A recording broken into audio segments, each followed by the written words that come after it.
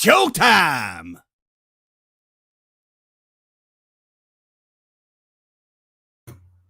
Showtime!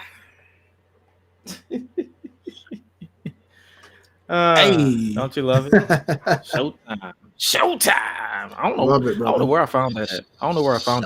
Showtime! Oh yeah, man! Sound like one of those things. Sound like one of them announcers off of a doggone SSX tricky video game or something. Showtime. SSX tricky. Have I played that? What year did it come out? Technically the 90s, but they did have it in like the mid 2000s era. Was it like a Dreamcast or a Nintendo? Dreamcast, I think it was on. Yeah. Yeah. I don't think it was on Nintendo, but it definitely was Dreamcast. No, PlayStation and Dreamcast. My brother had a Dreamcast, so that's what I'm saying. If it wasn't Nintendo, I likely played it on Dreamcast. That's why I'm like, I heard that name, but I'm like, damn, where the hell have I heard that from? Yeah, man, they don't make them games like they used to, man. That even if you weren't into snowboarding, that made you love it. Like jumping off of a tall snow hill, riding down, and just doing all kind of crazy tricks, bro. Good old days, man. Good old days. Man. Speaking of good old days, we got apparently we got a lot of stuff to talk about.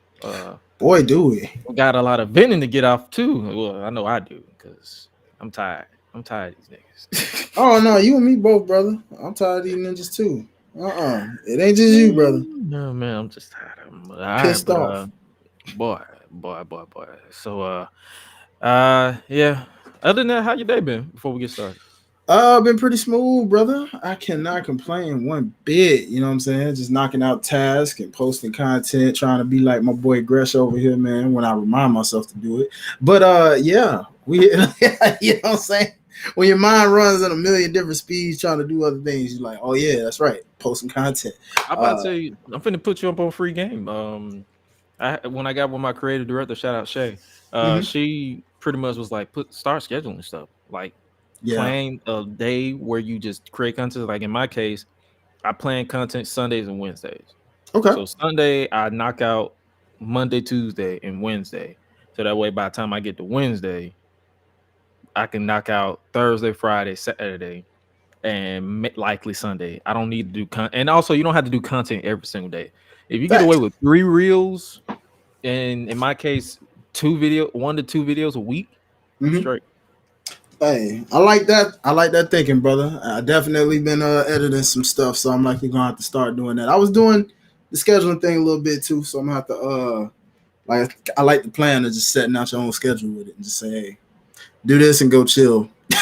Or go to sleep, like you said last week. You was like, yeah, these niggas be thinking I'm up at like 4, 5 in the morning. Like, nah, I just scheduled that. I just scheduled it and just went to sleep. Like sometimes, because I always study. I study analytics, my analytics. So it's like they tell me different times. It's like sometimes my peak is like 9 p.m. or my peak is like 2 in the morning. I'm like, okay, I'll just schedule it for both of those times to see what works. Sometimes the early morning works. Sometimes the late night works. It depends on what it looks like. But yo, man, other than that, I guess we can go ahead and hit the intro. You ready to get the show roll? Yeah, let's get the show underway, brother. Let's do it.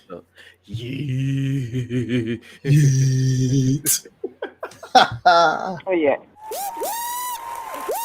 Ladies and gentlemen, stand to your feet and make noise for GRESH Unleashed. Let's go! When the club go around here, I'm a cactus. Bang, bang, gang, I don't owe you jack. When I'm in the ring, it's just me and my best friends. OC cutting no slack. Hollywood Miz, you can put me on the A-list. GRESH Unleashed, better put it on your playlist. Me and my fam be ballin' like the Bruce. Fight night, baby, hard hitting like Sheamus. Family first, yes, bloodline business. Winning all the gold, look at how they witness. I was taught to be the greatest. 1,000 days I'm running, check out the book of Guinness. Coolin' with the baddies in the baddie section. Guarantee you they ain't jaded. Hero, you baby face, I ain't feeling your gimmick. The fans think it's overrated. Brock Lesnar on the beast. Eat, sleep, flex, and repeat. Whole new swag with a price on the tag. Coming live from the west to the east. Better recognize on the mouthpiece. See the power level gotta increase. Bringing content on a daily. Feeling like GRESH Unleashed. Greetings and salutations, ladies and gentlemen, boys and girls, non-binary pals, baby mamas, baby daddies, and everybody in between.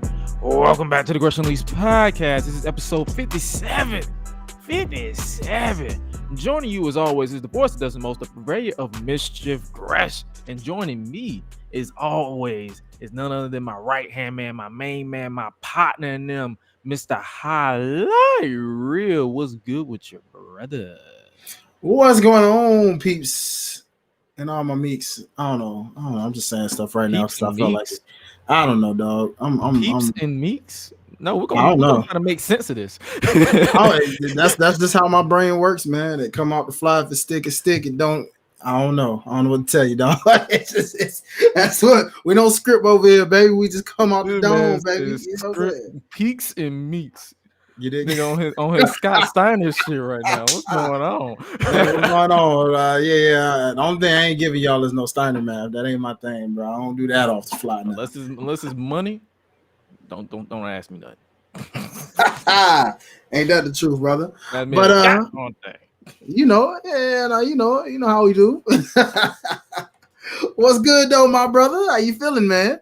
And just got done with another show. I'm actually, luckily, I don't have to go from another city until tomorrow afternoon. So we here live as long as we can. But yo, man, apparently we got a lot to talk about. For those of you who don't know, now you know. But before we get into what we're going to talk about, make sure you guys peep that Vengeance Day post show that we dropped this past Sunday. It was a all-timer in my book. For sure. I gotta hype my own stuff. So of course I'm gonna say everything we drop is an all-timer, but definitely peep that post show.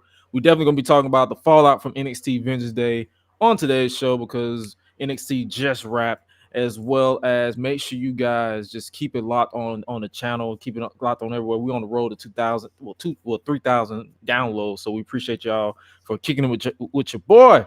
Yeah. Your brothers, your fam, we the fam. We the fam. You know how the bloodline said, we the ones, we the fam, we got y'all. But yo, today is an interesting edition of the GRESH UNLEASHED podcast. Outside of all the other stuff this week in wrestling that we're going to talk about, we got other things we're going to be talking about because this is like I said, the number 57. We on the road to 60, then 70, then 80, then 90, then we got 100.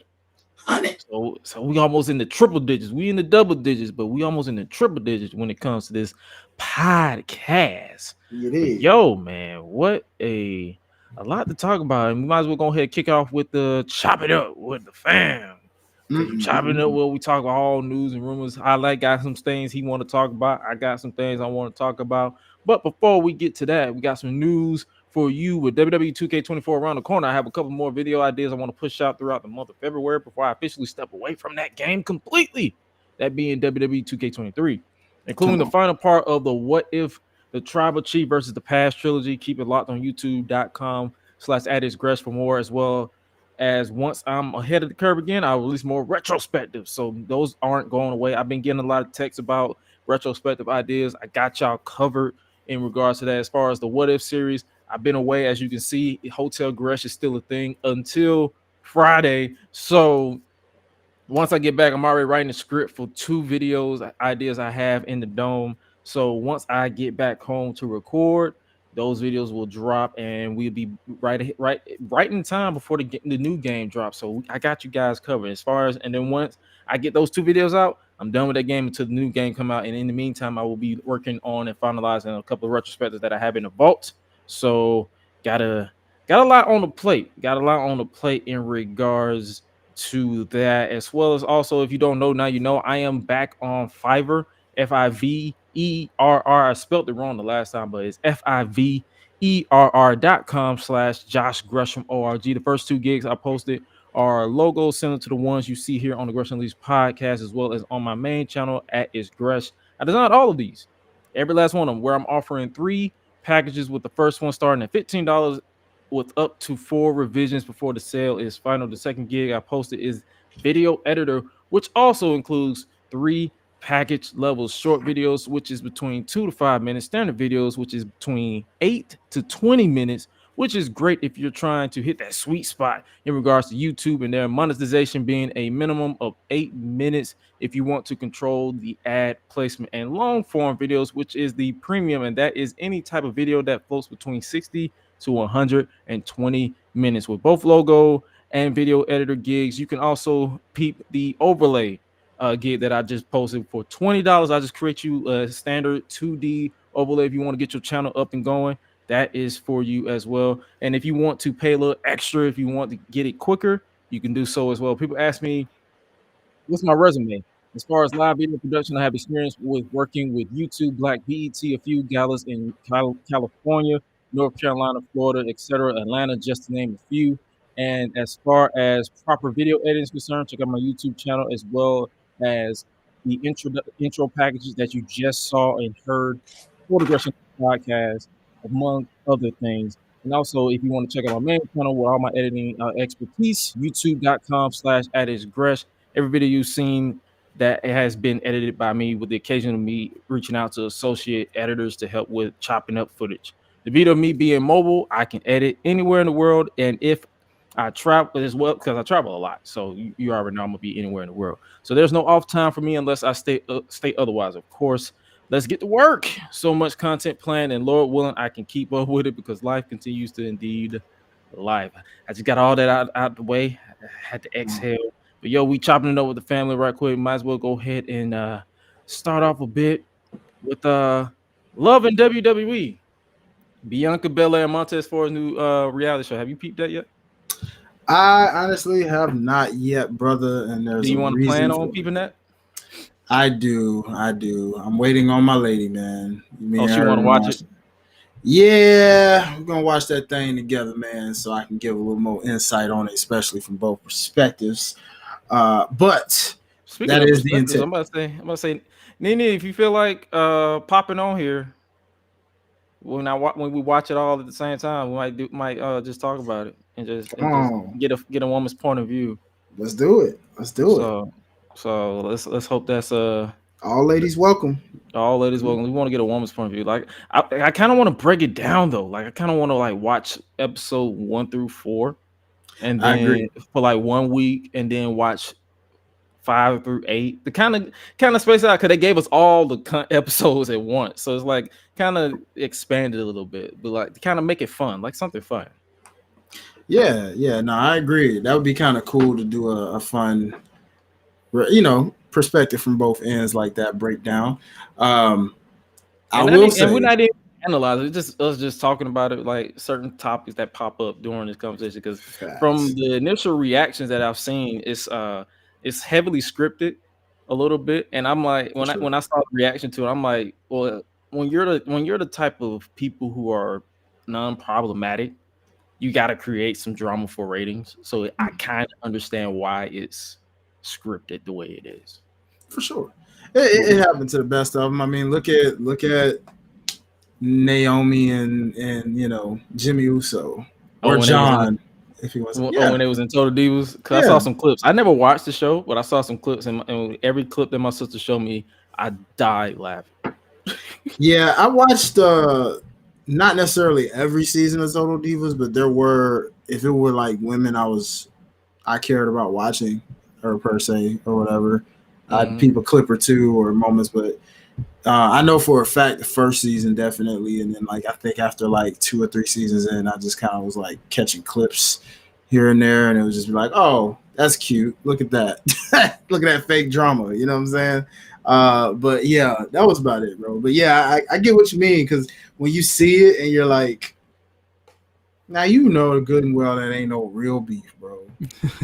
Come on now. Gotta get the ratings. You know what I'm saying? Maybe you can get away with some of that on Love and Hip Hop. Maybe you can get away with some of that on Chicago Inc. or some of those other little reality shows out there. Is it Chicago Inc. or Black Ink Crew? Well, I think or did they change the name? It's Black Ink Crew, but I think there was one. I don't know. Who knows? I don't watch reality shows, y'all, so forgive me. I got a cousin that works with them, but that's about it. I'm about to say, what cracks me up about that shit is the fact that it's like now every clip that I've seen about Black Ink Crew, there's not one person has been tatted yet. Not one person. I'm rocking tattoos right now, and not one person has. I've not seen not one person. All I see is drama. Drama this, drama that, drama. So Crazy, bro. crazy. But yo, we definitely gonna peep Love and WWE Bianca and Montez for the reaction to it has been pretty solid. So I'm definitely trying to peep that.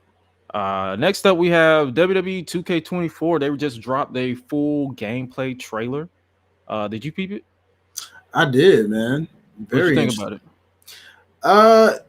Looks like typical 2K, but you can see they're making some adjustments that seem more interesting in game engine wise to try out. But at the same time, you know how 2K do. And they'll visually look appealing with some things. Then you play it, and you're kind of like, yeah. Same Right. So, like but like, see, I like saw- that, if that's real, that looks kind of SmackDown versus Raw-ish, you know? Yeah. Like, what's your thoughts about this? The report that I ain't no report because I actually saw it. They removed Brock from the Legends of Russell. I mean, the 40 years. It was big ass, man. That caught me all the way off guard, bruh. I like it. No, I love when they do these. It's very UFC-ish, like how UFC put Mike Tyson and Bruce Lee in there. But it didn't make sense because neither one of them fools was in. He's an enforcer. He was an enforcer for the earlier. I believe he was an enforcer for like Mania 2 or 3. Oh yeah, no. This makes sense, but in UFC's case, trying to add like Bruce Lee and Mike Tyson. Oh yeah, they was just doing that just to get money out of you. yeah. See, for them, I understand it. With this, I mean, honestly, you should. I hope you go all out. Well, you can't really do Floyd because he's gonna want too much money from y'all. Truth be told, but just saying, the man did have a match at Mania, so you could, if you're willing to pay him, throw Floyd in there. Throw heck, any of the celebrities you want to throw at this point. Mr. T, get him a shot up in there. That's a very nice shot of Chelsea Green, by the way. Not bad at all. The graphics has never been a problem. It's always the longevity with me with these games. Agreed. Like the graphics, like 2K22, 2K23. Graphics has never been like, I'm not a graphics guy. Like I'm like, I can tell you when some shit sucks. I can tell you that. But it's like, as far as what that looked like, that's a great. And my only gripe with this is I already know Samantha Irvin ain't in the game. Man. So you're gonna hear Mike Rome talking about Chelsea Green. I'm like, man, it ain't gonna hit the same. Yeah, you gotta do my girl Samantha Irvin justice, man. Let's get Samantha Irvin in the game, please, bro. If you really want to get authentic, we need the energy and the passion that only she can bring, baby. Put it in the game. Stop playing, bro. I want to feel like I'm really playing the WWE game. You just right. But you got to put her in it. Imagine creating a character and she announces you in such an epic way, bro. That's crazy. Facts. For those of you who are not up to speed, the new and returning feature, shout out to the Movement XX on Twitter. They said they noted 7 real life referees added to the games, like Charles Robinson, Jessica Carr. So they're going away from the generic graphics or the generic refs. I already put out my notification. I'm like, Charles Robinson, you taking your bump card about to go up because I'm about to knock you out every chance I get. Tired finishers and animations are back. Advanced blood system will allow blood to drip off the body onto the ring mat and floor outside. So they finna make this shit as realistic as possible. Face paint fading is back. Climb, walk, and jump off announce table is an ability again. I don't know why a lot of this stuff has been taken away. Perform regular moves onto and off of the announce table without it breaking. Break table with finishers as per normal. So basically, if you hit a suplex, a random suplex on the table, that shit gonna not budge. New spectate free camera options when watching AI versus AI matches. So basically, and this also allows free cam during entrances. So that basically, if you're watching, like, if you're that type of person like that wants to watch the gameplay for videos, you can utilize spectator mode. Like, I don't know if you ever played GMO or my GMO. We eventually we both planned on doing a series together, but once I get to 5, we'll definitely make it a thing to where we basically turn that into a series for the main channel. I agree. So basically, new water bottles and soda cans, weapons from announce table and backstage vending machine. New Nice. flip flop, new flip flop special weapon for Zelina Vega. So basically, is it the Chunka? What's the proper name for Zelina Vega's move? I mean, The move that her finisher, right? with the shoe. Oh yeah. Okay, yeah, that. Okay. The Chaka something. It's the Yeah, I know. chocolate. I am not of the Hispanic Puerto Rican. It's a Puerto Puerto Rican Rican. thing. It's a Yeah, Puerto Rican thing. See, I'm yeah. not of that culture, so I don't want to butcher it. So y'all know the flip flop. Y'all know what I'm talking about. What's up? Weapons can now be thrown and then caught if reversed successfully. So that means if someone because you can toss the weapon, like Sabu. Yeah. When he used to smash people within the face, you can do that now. So it's like, and if you reverse it in time, you can catch it and throw it back. So that'll be fun. This is making me more excited now when I hear features like that. Yeah. Now it's not sounding like same old 2K.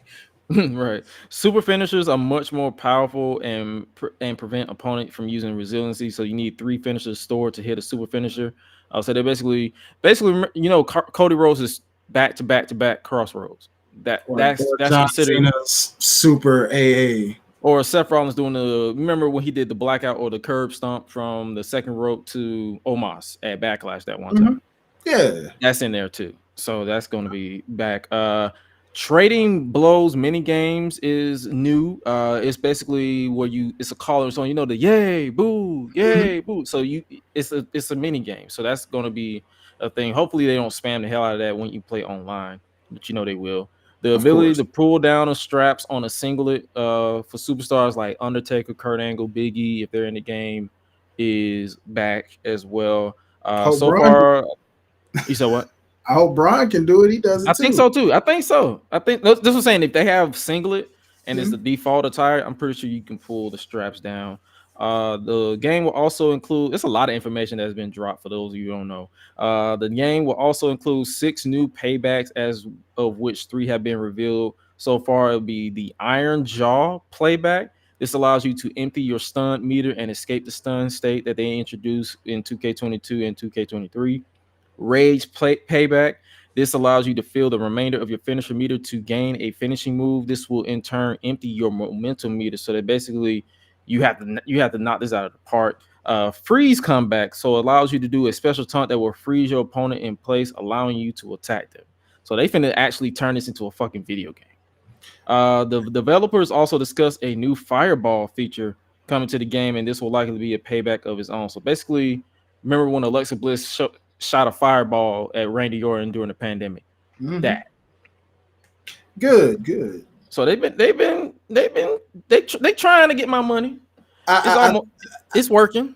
I want to say, you know what was probably sparked all of this, despite the fact that I don't even know if anybody plays the doggone game anymore at this point, but I want to say Fight Forever more than likely. Chunkla. Aha. Much love, Jump Off. I appreciate you for that, bro. Thanks for the help. Well, yeah. Oh, you talking about Fight Forever? Yeah, that shit dead. It's dead, but I think the fact that you could do things when it came to the hardcore aspect, obviously they didn't do it completely correctly, but animation wise, but the fact that people were just having fun. Oh, look, exploding barbed wire match. And just all the crazy stuff that people miss about. That's what made these wrestling games fun, to do all this random stuff. Climb up walls or go through a soda machine, and just little details like taking a water bottle and just smacking somebody up the face with it. Or like you said, throwing a weapon at somebody and, hey, can you reverse it and catch it, throw it right back at them? Or just, stuff like that, man. Like, those little things is what I've missed about wrestling games, because I'm a bit of a hardcore guy when it comes to my wrestling games. I love actually playing with weapons on there and doing fun stuff, jumping off.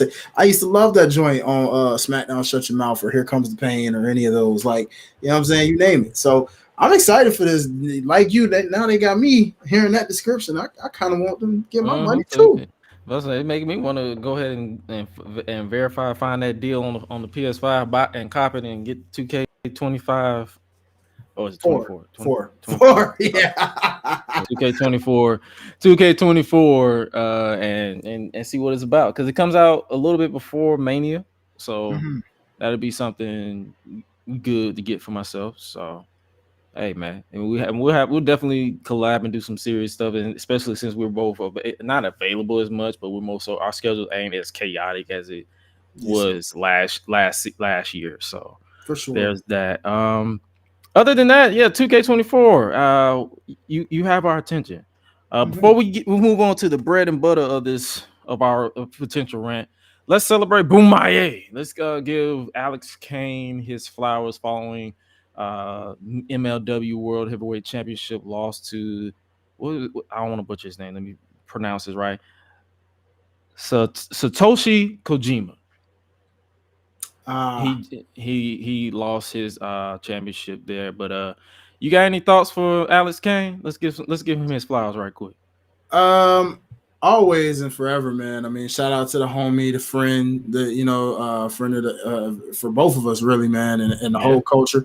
Bro, appreciate you just representing the culture, man, making the Boombaye Fight Club universal, alive, something everybody can do and be a part of, man.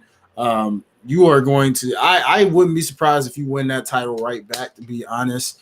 But if you move on to greener pastures and you go on to say an AEW or a WWE and you go on to be a world champion in one of these companies, the sky's the limit for you, brother, man. So thank you for what you've done for the culture, being interactive, being just an amazing talent in the space. You uniting us, bro, and I appreciate that, bro. That's 100. So the only other thing I'm gonna just say on a funny note, MLW, I don't appreciate y'all having my guy lose this belt in freaking Black History Month, though. Of all the months that y'all want him to drop this title, you wanna do it in Black History Month. What? Why can't we win this month, bro? In the world of wrestling, because okay. Metaphor did win tonight. They did win tonight, but still, I'm getting a little, you know what I'm saying? Like, hey, dog, I need my black wrestlers all to win. Okay, every promotion, TNA, NWA, WWE, my NXT, man, all my of y'all. man, my man Dwayne said. What's that? My man said, "Hey, man, what the fuck y'all doing?" Seriously, bro. Like, what the heck, dog? This ain't cool. Like, bro, come on. We supposed to win this month, dog. Yes, Boombaye is forever, especially in Black Man, History Month, man. Taking L's it's in for the people. for the It's for the people. people. But nah, man. Honestly, I can always give respect to this reign because on some real shit, he got me back into MLW. I know Mhm. we don't talk about it as much, is because it's a lot of wrestling to talk about, but True. we had to put the show to the side a little bit and give him his flowers because he, in my opinion, deserved it, and he deserves it. Like he is talented, he's real, he is Mhm. raw. Like it doesn't matter uh if you're beefing with each other, like you said, he is all about uniting everybody to Mhm. bring them together because at the end of the day, we're a small minority Mhm. in this community, in wrestling, and in life. We cannot keep beefing with each other. And he is one of those who gives off that that echelons of black excellence as well as unity without it coming off as forced. And Agreed. that's why I always like I don't interact with a lot of people, but I go out of my way to interact with him, not because I feel like I'm above everybody, it's because I'm protecting my peace. And he gives you that relaxation of, hey, let's do this. And he always gives you idea, and he's always opening to hearing both sides. Like if there is beef, he like, okay, where is this coming from? Let me peep this. Let me peep this. Like let me see what's going on. He's always sliding in the DM and just asking questions like, hey, what's up with you? Like, you good? This, that, and the third. Like, are you joking on the timeline? This, that, third. And I respect people like that who will, even if you come to somebody wrong, he don't disrespect you out loud in public. He come at you behind closed doors. He be like, all right, see, this is where you move wrong. This is where you went wrong. And that's the type of person you keep around. That's the type of person you respect. That's the type of person you put on a pedestal. I don't put anybody on a pedestal, but I'm saying that's the one of those guys that you lift up. And he's not paying us to say this. This is what we want to say. Like No, facts. he is that, and if we want to take away the character for a bit, he is raw in that ring. Oh yeah. That man don't call himself the suplex assassin for no reason. Every match, every highlight that I've seen of that man, he has been a beast. And like you said, he will be MLW heavyweight champion again if he remains in MLW, and even if he doesn't, AEW, WWE, TNA, you will be lucky to have this man on your roster. Words well said, my friend. And yeah, I agree with you, man. Hopefully we can cover some MLW from time to time when we can. I know the main two people I support is Alex Kane and my homegirl Selena De La Renta doing her boss level stuff, representing the Latina ladies and the ladies in general. But yeah, bro, props to Alex Kane, Boombaye Fight Club, man. Boombaye forever. And yeah, man. Look forward to the next journey and the next chapter in Alex Kane's The Suplex Assassin's career. Yes, sir. Before we get to the meeting, buddy, you got anything else we want to talk about, or you want to talk about the main thing we want to talk about? Yeah, real quick, my guy. Let me kind of bring up this. So Fightful Select, man, they posted this about maybe 4 hours ago. Apparently, Mr. Cash Wheeler. Yeah, prosecutors are pursuing criminal charges against Cash Wheeler. His hearing is set for February 20th. Yes, you heard it. That's the gun thing? Oh, yeah. Oh, yeah. So, Brother Cash, my guy, I ain't gonna lie, you gonna probably have some good lawyers where you probably gonna likely, He's white. And his name's Cash. There you go. Those two things are the reason why it's like this shouldn't be too major. But if somehow it does become a thing, yikes. That's all I can say, my brother. Get all the good matches in that you can while you can. All because he was out here flashing a gun that he ain't had, like bro, you ain't have to flash that shit. I read the story. Yeah, dog. It's just wild, man. So I just had to bring that up real quick, man, just to really showcase the fact that of like, man, be careful what decisions you guys make out there. You know what I'm saying? Just especially when you're in the heat of the moment. Yeah, and but in all due seriousness, to that, also for you idiotic wrestling fans out there, this should be a lesson to you on why you shouldn't be trying to make death threats that you can't really back up because you're using your Twitter trigger figures. What's that Drake said? Yeah, trigger fingers turn to Twitter fingers. That's exactly what y'all out there doing, man. Be careful. And speaking of be careful, we might as well go ahead and hit to the bread and butter because that's a nice segue into what we're talking about. The backlash, the continued backlash of Roman Reigns potentially facing Roman Reigns. Oh yeah, I said Roman Reigns. The Rock instead of Cody Rhodes. See, I messed up my own intro. Hey, we live, it happens. But the continued backlash of Roman Reigns potentially facing The Rock instead of Cody Rhodes is palpable, to say the very least. And the reason why I said that's a good transition is because Simone Johnson, now publicly known as Ava Raine in NXT, went on Twitter, X, if you will, and revealed that she was receiving death threats because of a match that hasn't even been confirmed yet. This match has been all but speculation and consumption. The Rock came out on SmackDown, didn't say a word. They've been alluding to the possibility of this match being confirmed. Even on Raw, they was like, it still hasn't been confirmed yet. Like, will it be this? Will it be that? So they're still toying at possibly pivoting to another match. But Death threats. This is Mhm. where I draw the line with y'all niggas. Mhm. I don't even say ninjas like my boy Highlight says. I'm calling y'all niggas. Go ahead. Dumb niggas. Y'all are I blame current society for this. It's because y'all have allowed yourself to believe the hype of likes, retweets. Y'all allowed yourself to believe this hype of social media over scripted wrestling. I saw Dave LaGreca's tweet representing Busted Open Radio. I don't know if he was trolling or not, or he was like, "We want Cody Rally on Saturday." And even though he's likely trolling, I doubt that I wouldn't be surprised if somebody tried to do that shit. So you got death threats, rallies over not what's going on in with Israel and Palestine,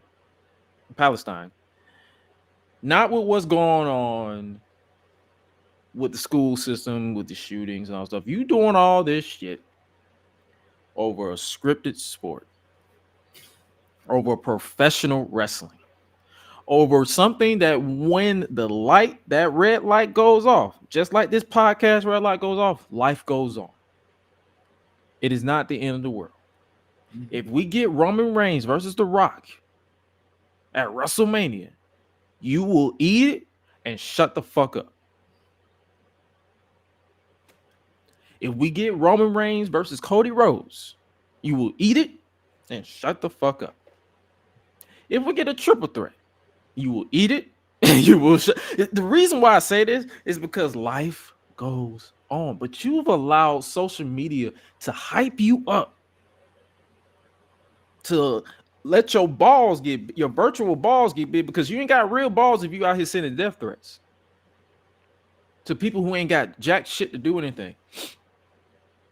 And to be sending death threats and people in general. And I see people all the time, they be like, yo, it's just wrestling. Like, I don't see this nowhere. It's everywhere. It's in every sport community. And this is a general statement to all of y'all. Be careful who you send these threats to, because you never know who these people are. Because you're gonna come around and mess around with the right one at the wrong time. Because we can easily track your IP address if you send us threats. And if they don't send it to the law, they're gonna take it in their hand and you're gonna get your ass whooped. And you won't get sympathy from me. You won't get sympathy from Dwayne. You won't get sympathy from from everybody that we know behind the scenes. You won't get sympathy from us. You won't get sympathy from Derek, DJ. You won't get sympathy from nobody, because you asked for that shit. Because you never know who anybody's talked to. Like, I'm gonna be honest with you. I ain't nobody, but I've received death threats before. I've been called a monkey. I've been called everything out my name. I've been called everything but a child of God. Because everybody get reckless behind the keyboard. But you don't know who I'm connected to. You don't know who A was connected to. You don't know who Dwayne is connected to. You don't know who Roman Reigns is connected to. You don't know who these people connected to, because y'all get so reckless behind a keyboard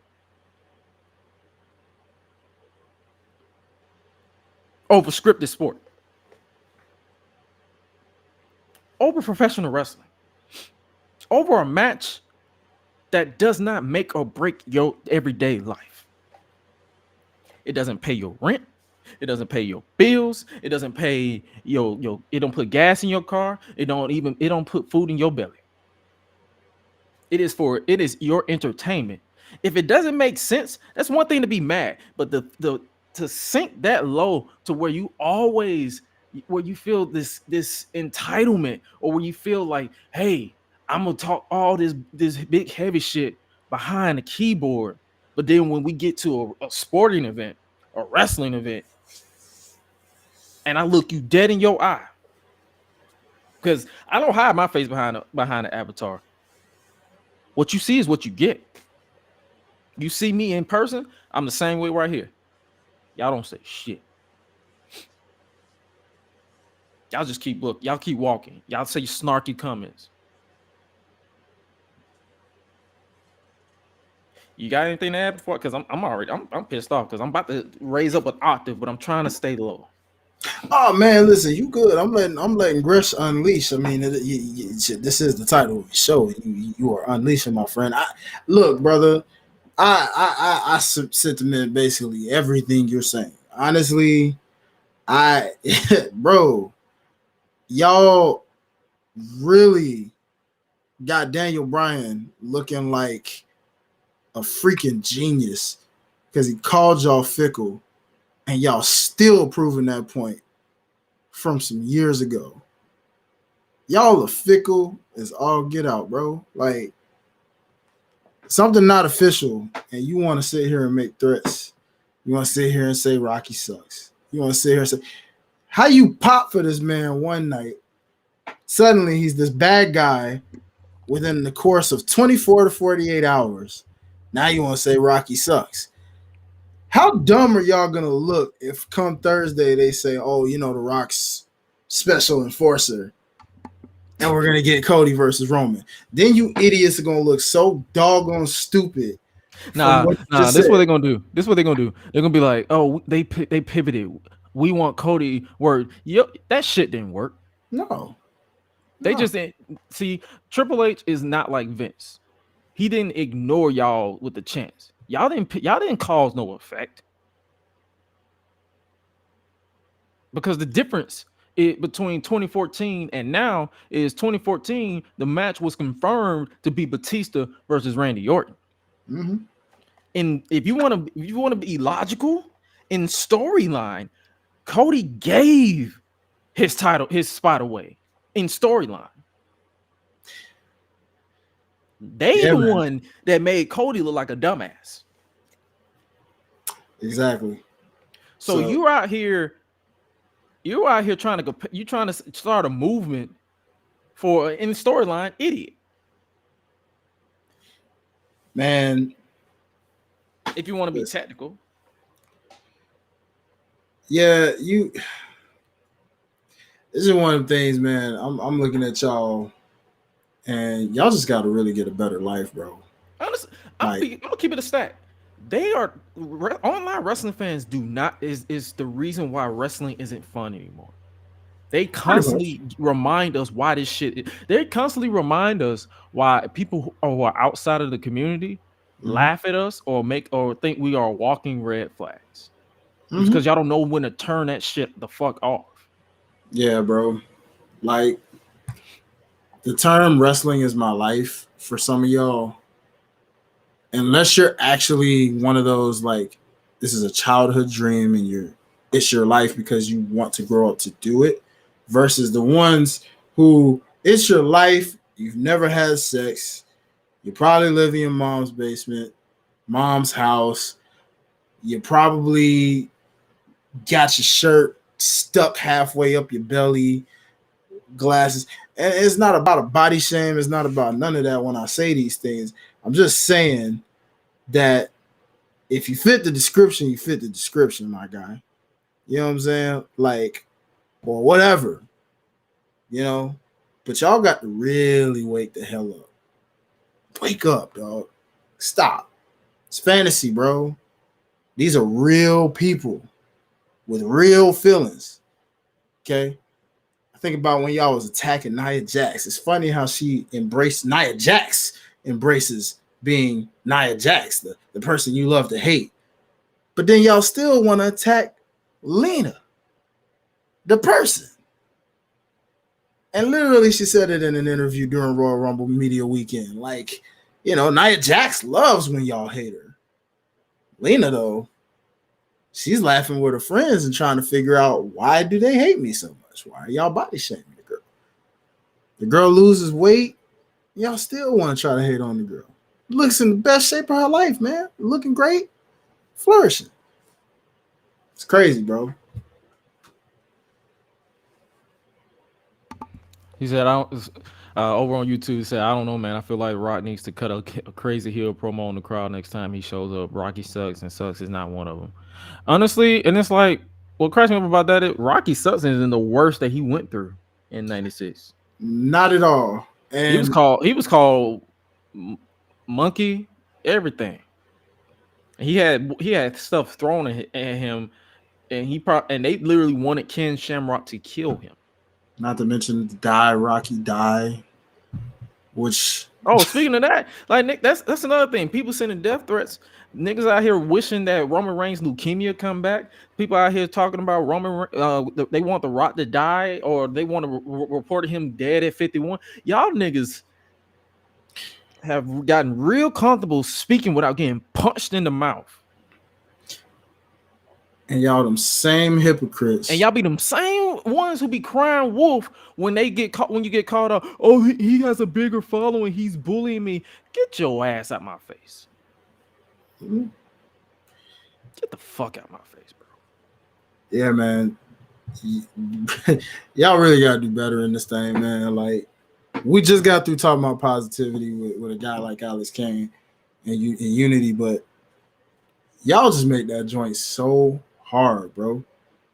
If it wasn't for the people behind the product and the product itself, y'all fans would make me not like wrestling anymore. That's why I always tell niggas to get off social media, not because they need. It's like not because I'm saying not to promote your brand or not to promote your product. I'm just saying because you need to step away from these niggas. Some of these niggas are stupid, idiotic. They've never had a woman. They never will have a woman because they don't know they don't know the difference between an onion or their armpit. They just stink as a human being and in general. Because if you shape your fingers and your brain to post this and then turn around and try to play victim when you get called out on it, you see how hypocritical that is? Mm-hmm.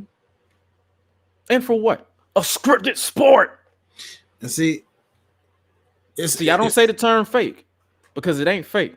It's scripted. It's predetermined, just like Marvel. But it's scripted at the end of the day. It's entertainment. It is a form of theater. Get it through your thick skull. Yeah. Nah, facts. And my sincerest, it's crazy when I think about the Ava Raine situation, Simone, if you will. These names come to mind every time I think about what she went through. Naomi went through this, had to deactivate her Twitter a number of times in the past because of you ignorant fans. Mia Yim also had to do that a couple of times because of you ignorant, creepy fans out there. And I don't know what it is about women specifically that y'all decided to target, because y'all don't try that junk with the males.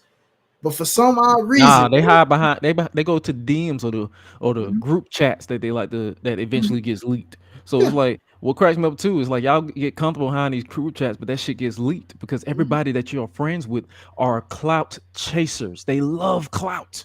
So you out here talking reckless. I see you, and it's niggas who I follow but mute.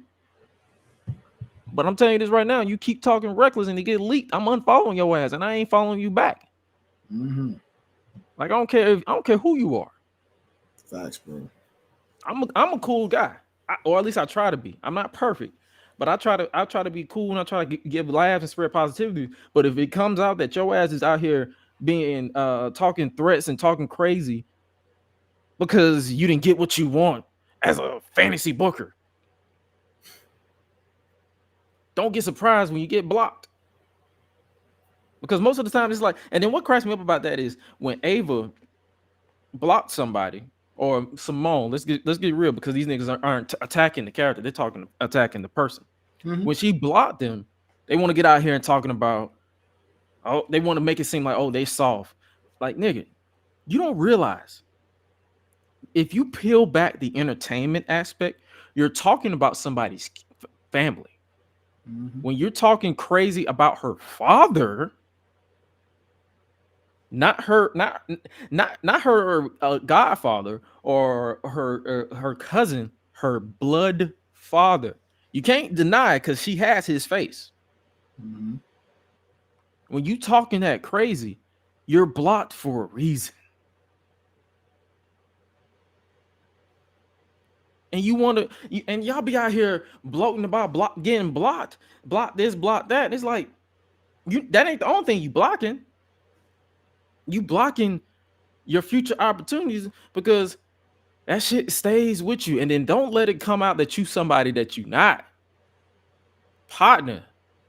Let somebody find out that you ain't the person that you're portraying to be. Because I'm trying to tell you, I don't say too much online because it is online, but you gonna come across the right one that's gonna track your IP, and your ass gonna wish you was still on Twitter, because they're gonna rock your shit. And I hope they record so I can laugh. You dumb bitch. And these same internet thugs are the same ones that ain't dumb enough, or maybe they are dumb enough because there have been a few, and they still get their butts whooped to hop over the barricade in real life. These so-called death threats, I bet you wouldn't jump over that barricade and try to do this to The Rock now, would you? Hell no, you wouldn't. So what you crying for? Shut the hell up. Over wrestling. Damn, like nigga, you cannot make this make sense. It is over wrestling. It is over wrestling. Wrestling. Crazy. And the guy that y'all are doing all this shit for is condoning it. Cody basically put out a tweet where he was like, I appreciate the passion. God bless you. But trust me, in nigga terms, chill the fuck out. You doing the most. If it was that serious, don't you think you would have saw his own wife say something about it? Like, seriously, if anybody has any right to truly complain about Cody, wouldn't that be his own actual wife, people? I'm just saying.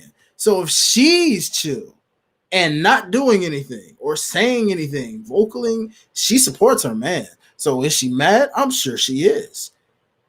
But she trusts the process because she knows the business. She's been in the business.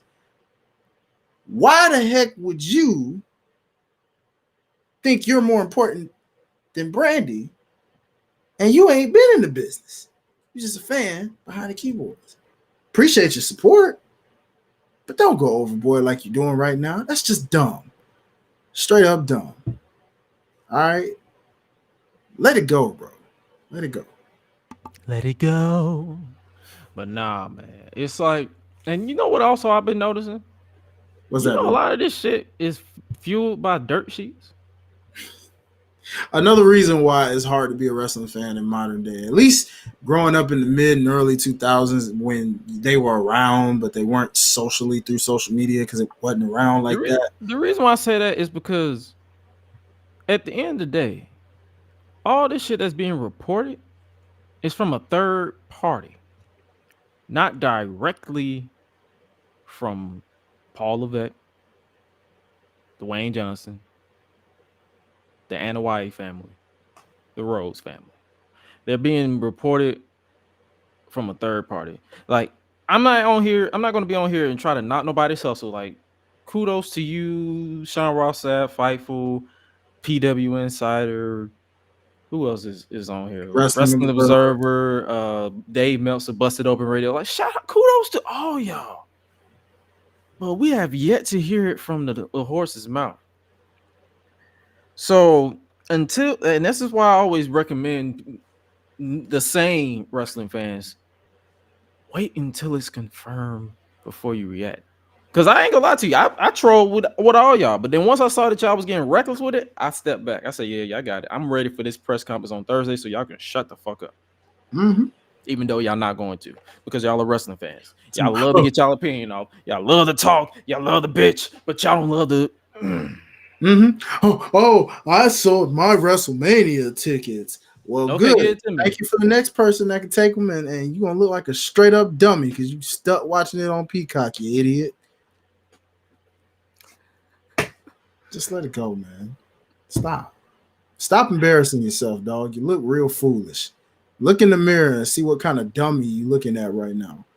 Yeah, that's you. Speaking of that press conference, they went ahead and announced it for Thursday, February 8th at I think they said 4 p.m. 4 p.m. Pacific time, which would be right where they at. And then What time is that? What's that time? Is that 7 p.m.? For us, yeah, because they're gonna be on that West Coast time, given that they in Vegas.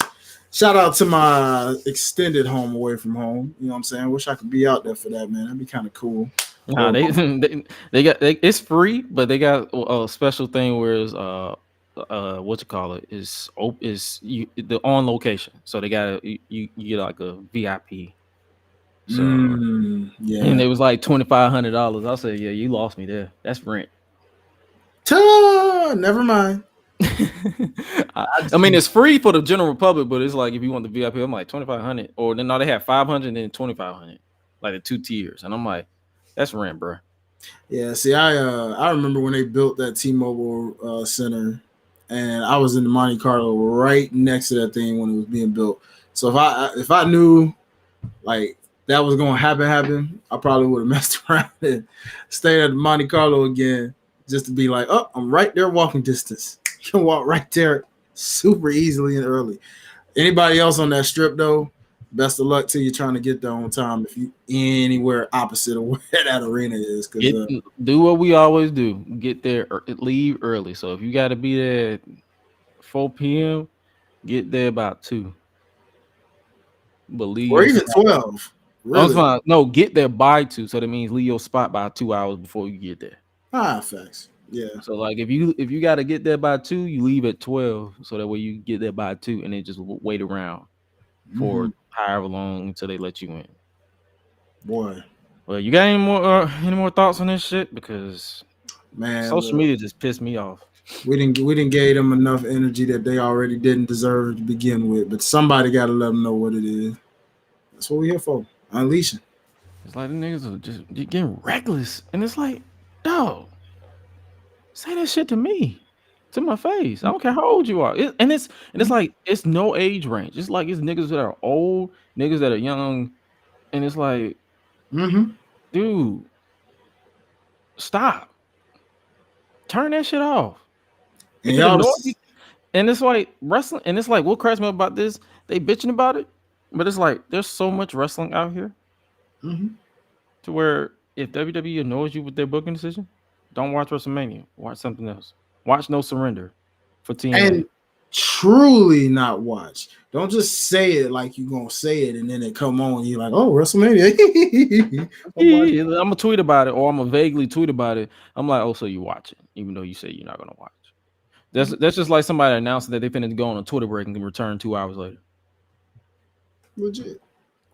That ain't a break. That's lunch. That's not a break.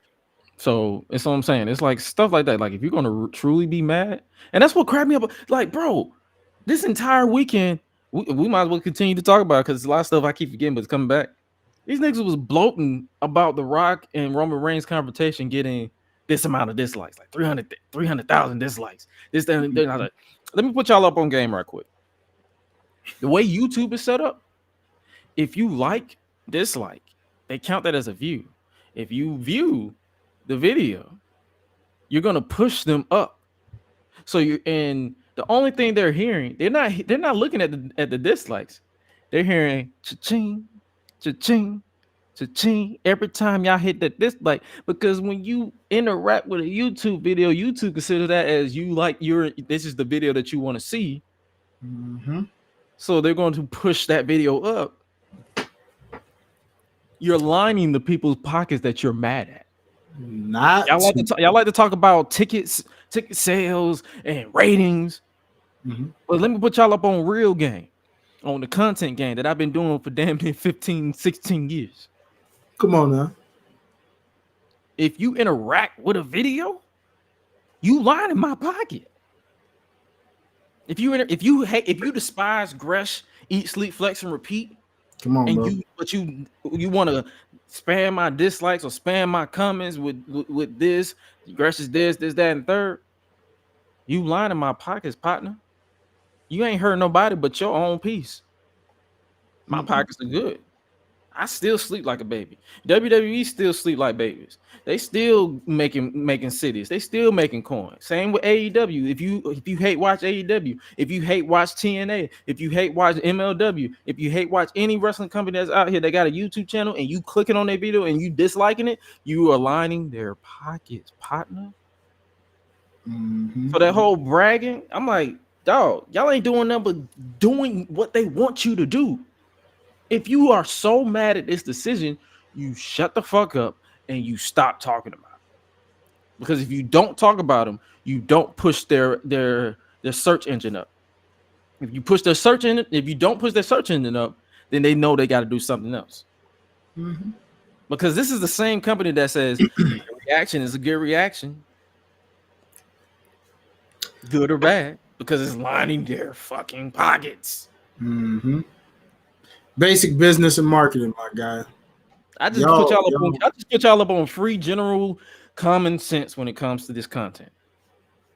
Man, they don't want to hear it though. They ain't trying to hear it. They too busy still over here. They probably tweeting about what you just said right now. And yeah, look at them. What up, sis? Welcome. You know what I'm saying? Like, I'm tired of this. Like, it's the same. Like, we've been talking about this shit since Friday, bro. Yeah, I mean, when subjects like this carry, I mean, it's like, good God, you know what I'm saying? And then Talking about it. for whatever reason, Pope Goldberg, he had nothing to do with this at all, and still he's even getting blamed. I'm like, what the heck Goldberg got to do with this, bro? What y'all bringing Bill in here for? He had his demons that he did. We didn't already exiled him. He gone. It is what it is. Why y'all got to bring The Rock in for one thing that ain't official? Ain't even official, bro. That's the funny thing about it. Ain't none of this shit official. Oh, it's obvious that they're going in this direction. Is it though? It's called a swerve. Happens all the time. Yeah. Hey man, come on now. Stop playing with him. I'm picking at y'all now. Like, I'm not even laughing with you. I'm laughing at you. I'm laughing at you. It's wild, bro. Let's check out the chat and see what anybody talking about. Let's take it. See what anybody talking. Let's do it. Let's see. Tokyo is Gresh. Let's see. Oh, we're going back to the beginning.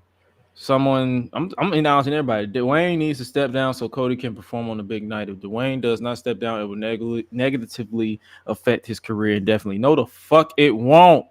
David, how? Please explain. He'll still get cheers. The pay-per-view numbers will be very disappointing for the shareholders and beyond. Vince will do something this stupid. But apparently the good old boys of Wall Street are dumb as bricks too. The Rock is the new Roman and or Hollywood Hogan. Brock may be okay. We're not acknowledging that. Okay, David. Good job, buddy. Good job. Nice try. Yeah. See what you did there, but no. I don't know, man. I feel like The Rock needs to cut it. Okay, we talked about that. Let's see. I don't mind Rock versus Roman. I don't mind Roman versus Rock. I just don't know if The Rock can actually go though. That's not my problem. If it's entertainment, they can pivot. Yeah, that's a fair point. I mean, I can see what you mean on that one, but yeah, hey, we still gonna watch it, enjoy it, pick it how we pick it. Yeah. Will it be a triple threat match, Cody, Rock, and Roman, so that the crowd won't hijack Mania that much? Honestly, the way it's set up, it's like, this is what I've been seeing a lot. A lot of people who normally hijack these shows aren't in WWE, don't watch WWE no more, or they just don't give a fuck. Yeah. Because when they did hijack on Raw, it wasn't that loud. Really either that or they turned the mics down, which is a possibility nowadays. So I probably could have. I just find it funny that any other day crowds are just dead quiet, like they're sitting on their hands, but all of a sudden this sparks you to suddenly be loud. Oh, let's get heard. Let's start this movement. Let's get everybody to chant this along in every single city, every single night, till they give it to us. I'm gonna keep it a buck with all y'all.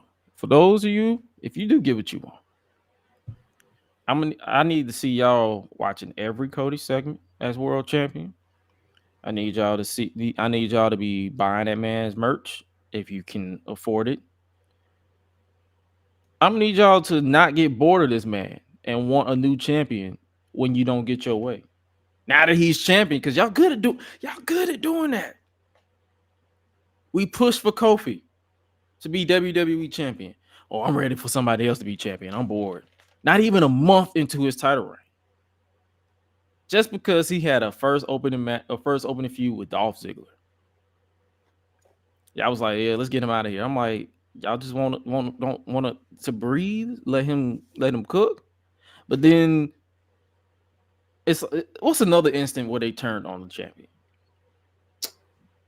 One could argue and say Big E.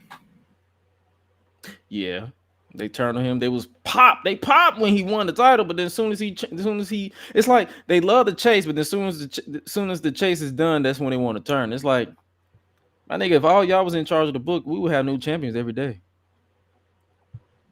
We would have the title would be basically useless by that point. It would be WCW 2000 all over again, where they change the title every other day, every other week, just because hey, we got a title change. Hey, we got a title change. Hey, we got a title change.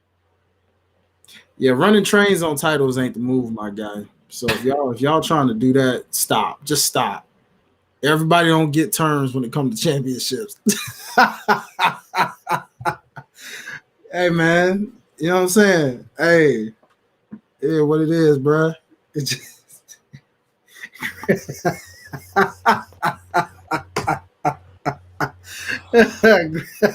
This nigga said running trains on the champion. I'm just saying, hey, you set it up. Hey, that was you, my guy. You called me off guard, nigga. That's twice. Like Toy Story, and now this. That worked. I'll take it. Like, what? Man said running trains. Running trains, huh? What did you say, nigga? Hey, dog. You know what I'm saying? It's, man. Stuff crazy, bro. That's crazy. She said, I want to see them act like this in Philly. They will run home crying because you can't act like that up there. That's another thing. It's like y'all ain't finna act reckless in Philly. I'll tell you that right now. Y'all not finna act reckless in Atlanta either. At all. Try it if you want to. Or North Carolina. See, New York, they get loud and cut you. Atlanta, we get quiet and cut you. But you will get cut. Mm-hmm.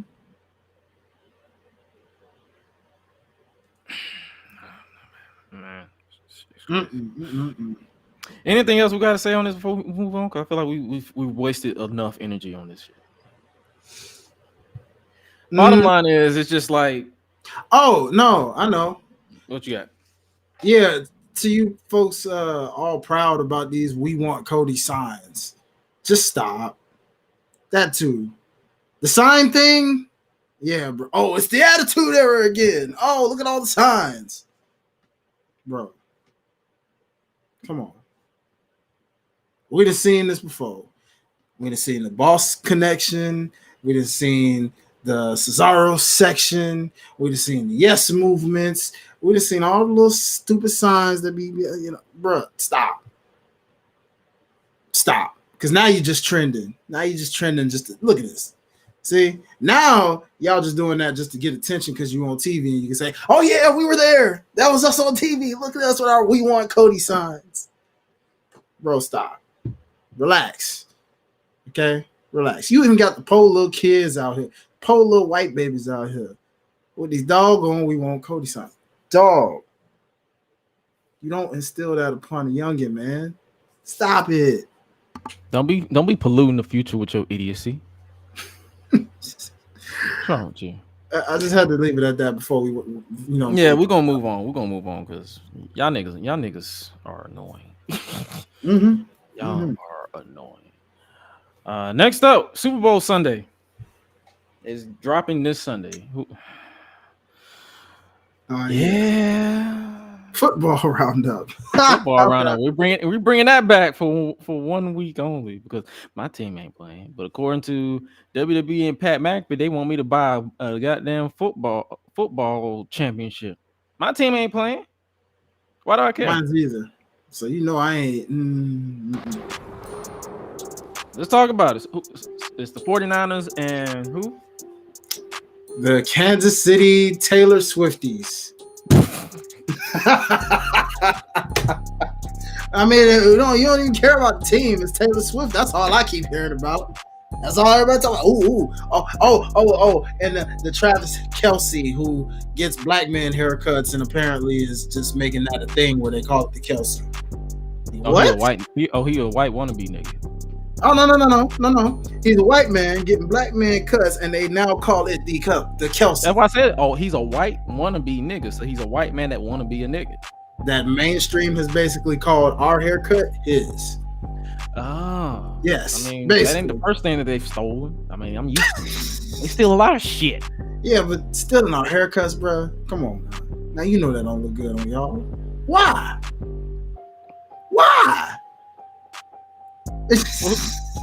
Well, who you think winning? I'm not finna be dumb enough to bet against the Chiefs. I ain't even gonna hold you. You know what? I will. You will? Only because I strategically studied the pattern of the Super Bowl, specifically in the last 10 to 15 years. Generally, teams that go back to back, if they won the year before, they don't win the next year. Or if they won the previous year or lost the previous year, they win the next year. Kansas City won against Derek's, shout out to DJ, his Eagles last year. Therefore, best believe, if you want to bet your money, bet it on them 49ers, baby. Shout out to my big brother because he a 49ers fan. That's all I got for you. So we're going to be split. So I feel like next week we're going to be hopping right back on here for the last football roundup of this season before football season is officially done to talk about the winner. But yeah, we had to give our predictions. I'm going with the Chiefs. He's going with the 49ers. You already know what it is. And that's all it is. And that's all it's going to be. That's all it is, man. Hilarious. Football roundup. I love these things, man. Mm-hmm. We was gonna talk about NXT, but I feel like we're gonna switch it up a little bit. We're gonna talk about Raw because we already went into a chant with the whole backlash. What did you think about Raw this week? Kicking off with Cody Rhodes and Seth freaking Rollins with petty Drew McIntyre. Drew is the whole highlight. Between Drew and R-Truth, bro, those are just like my highlights of any show lately that keep Raw afloat for me right now. Yeah, Raw got to work on their mid-card a little bit, man, because the rest of the show is kind of just like, at least for this week anyway. But Drew, heel Drew is greater than everything. I think we have our reincarnation of a modern-day Scottish CM Punk right now. I'm getting those vibes right now from Drew McIntyre, my guy. It's ironic. This man, and kayfabe, of course, probably even literally, took CM Punk's career away from him temporarily for a few months. Yet here he goes on a CM Punk-like rant, doing CM Punk-like trolls, i.e. 2013, 2011, maybe 2014 Punk if you want to go that high, but still. I respect the pettiness because this man literally got a commission CM Punk's WrestleMania. When I saw that, I knew you would appreciate that more than anybody because I said, Gresh is loving every bit of it. Is that shirt for sale? Because I told you. It is. They put it on WWE Shop. Oh, bro. Yeah, I got to buy. And he's like, yeah, your extra small's in the back. I'm like, what? That thick ass accent. I said, oh, yeah, man. We were supposed to talk about a match at WrestleMania. And I'm like, wait, hold on. Wait. Wait a minute. I'm like, Drew, and he's so dead serious. That's what's so funny. But I love how he's over here talking about, outside sources that cost him his match against Seth. And I'm like, well, wait a minute. I don't recall anybody interfering in your matches. Nobody interfered. Literally nobody. It's just him being delusional. Exactly. And it's a beautiful thing. That's why I'm like, yo, you are like killing it as a heel, bro. Like, you got people really trying to. First, it started off like, how can we boo this, man? You know, you over here telling the sad stories about family members overseas and family members you lost, but then you're conflicted with yourself. Now you're just straight up petty and straight up just, hey, man, you know, look at that smart face. Look at him. I mean, even there, you can just look at the face and tell this man's over here. Cody, you need to finish the story. Like, what? You are so full of shit. It is hilarious. I'm like, wait, bro, chill out.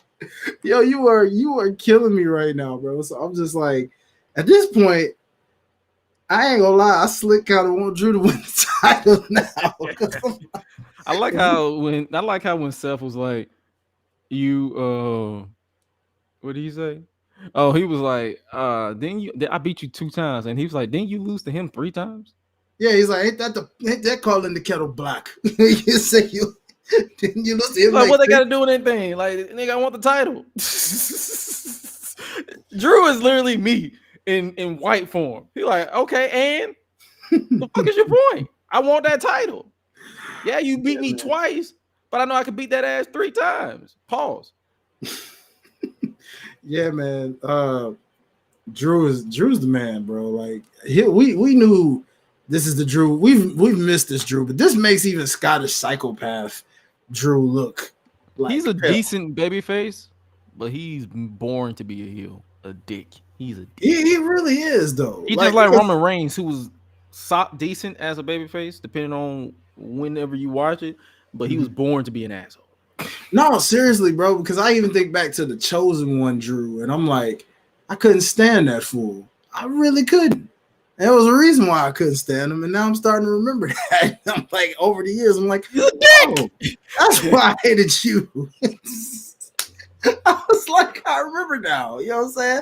I remember like Chosen One Drew coming up here beating up our Truth every week. I'm like, bro, what you got against my boy Truth, dude? What you doing?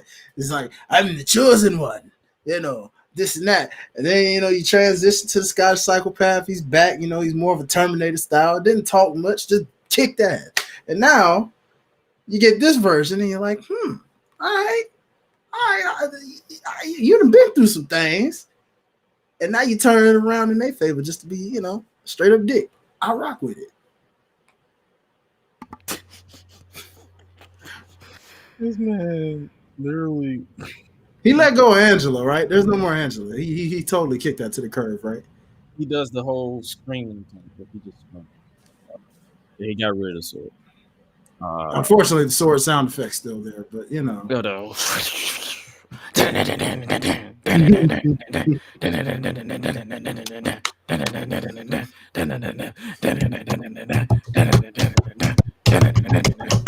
Let me stop. We all sick. Let me stop.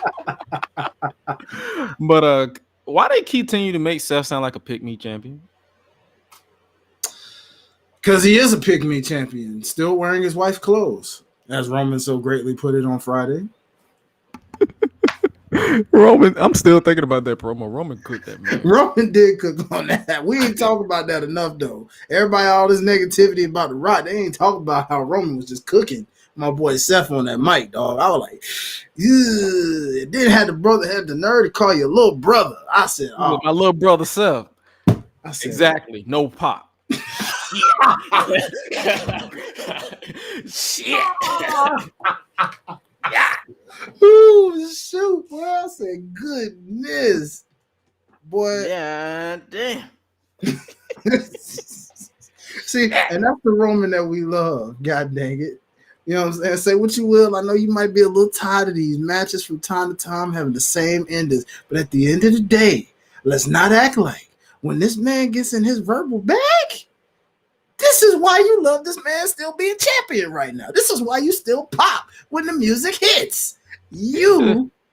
He said, shouldn't we call this the runner-up bracket champion? Because I beat everybody that fought for this title. Except for Seth. Oh, and then that was Petty Drew too. Speaking of which, oh yeah, nobody wants to face Roman for that title because we already know what's gonna happen. It's happened to you, it's happened to me, it's happened to Cody. He's just gonna have his family come in and help him. And it's just like, well, dang. He said that in a dick-like way, but it's actually the truth. It's like, yeah, it's exactly the same result. So you see him, Punk says, tell me when I'm telling lies. Drew was like, tell me when I'm telling lies. Pretty much. Now I kind of want these two versions of each other to go against. I kind of want Drew and Roman again now, just for the verbal battles alone. Who can be more petty?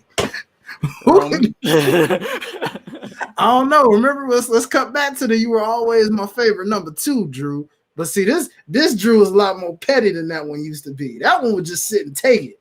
Pause. But still, this Drew might actually have some comeback and clap back where you be like, God damn, Roman, you gonna take that? Fight back, nigga. Fight back. I need a promo battle between these two, please. Please. Oh, man. We might as well keep it to Cody. Did you peep that bull rope match? With him and he's back on his side missions bullshit. Yeah, I ain't gonna lie. I slick didn't, bro. I laughed when I saw the way he got missed it coming through the curtain randomly at the live show because I was like, nigga, what? I said, we doing this shit again? This is what we're doing again? I didn't even bother to watch this match. I'm sure it was good, but I'm gonna tell you why I didn't bother because I just. To be honest with you, it was not that good. Really, I was bored, and it probably has to do with the 3 hours. Oh well, it was on the 3rd hour, and you already know once we hit that 3 hour, my brain is running on fumes at this point. No, that's fair. I couldn't watch it because it was like, what's the point? The outcome is Shinsuke yet again is going to lose. We talked about Seth and how this man lost 3 times. What is this? 3-4 times now? This is literally so Shinsuke got himself DQ'd the first match.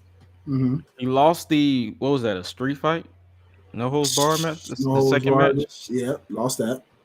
And then he just lost the bull rope match. That was after losing twice to Seth Rollins with a bad back. I said it on Twitter, and I'm gonna tell you right now: no amount of mist, no amount of anime villain subtitles will ever get me to take Shinsuke Nakamura again. That brother's cooked. I'm done. Y'all got it. I'm over it. He talk, I won't take him serious.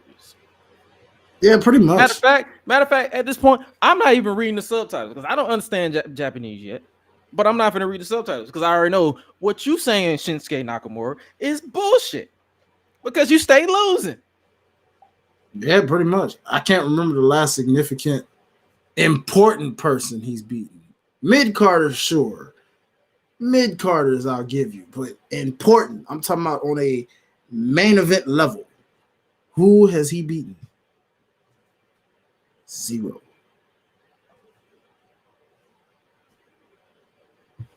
There you go.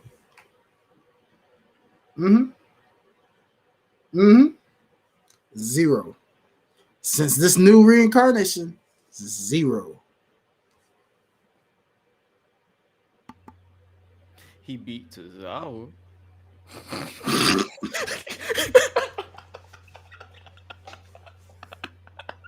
Ladies and gentlemen, I did y'all hear what I just heard? I know y'all heard. Did he just say Tozawa? He said Tozawa, right? You mean this Tozawa? You mean this? No, man. No. Beat Otis.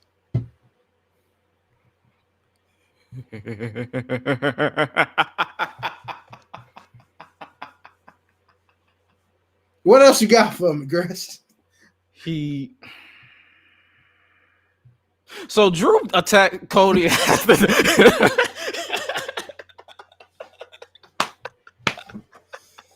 My point exactly.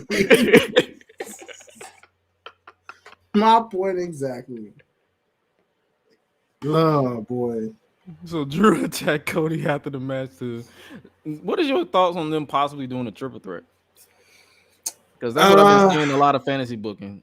They was like a triple threat match for the world title and a triple threat match for the universal title. So they want 2 triple threats? That's what you gave that same look I gave. I said, so you want both world titles to have triple threat match?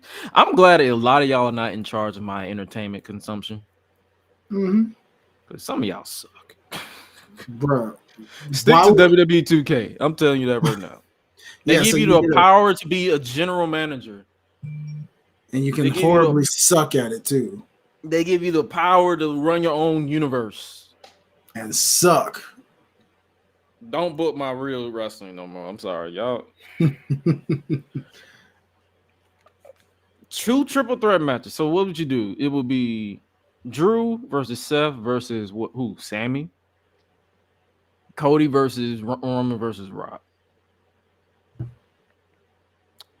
Doesn't even make sense.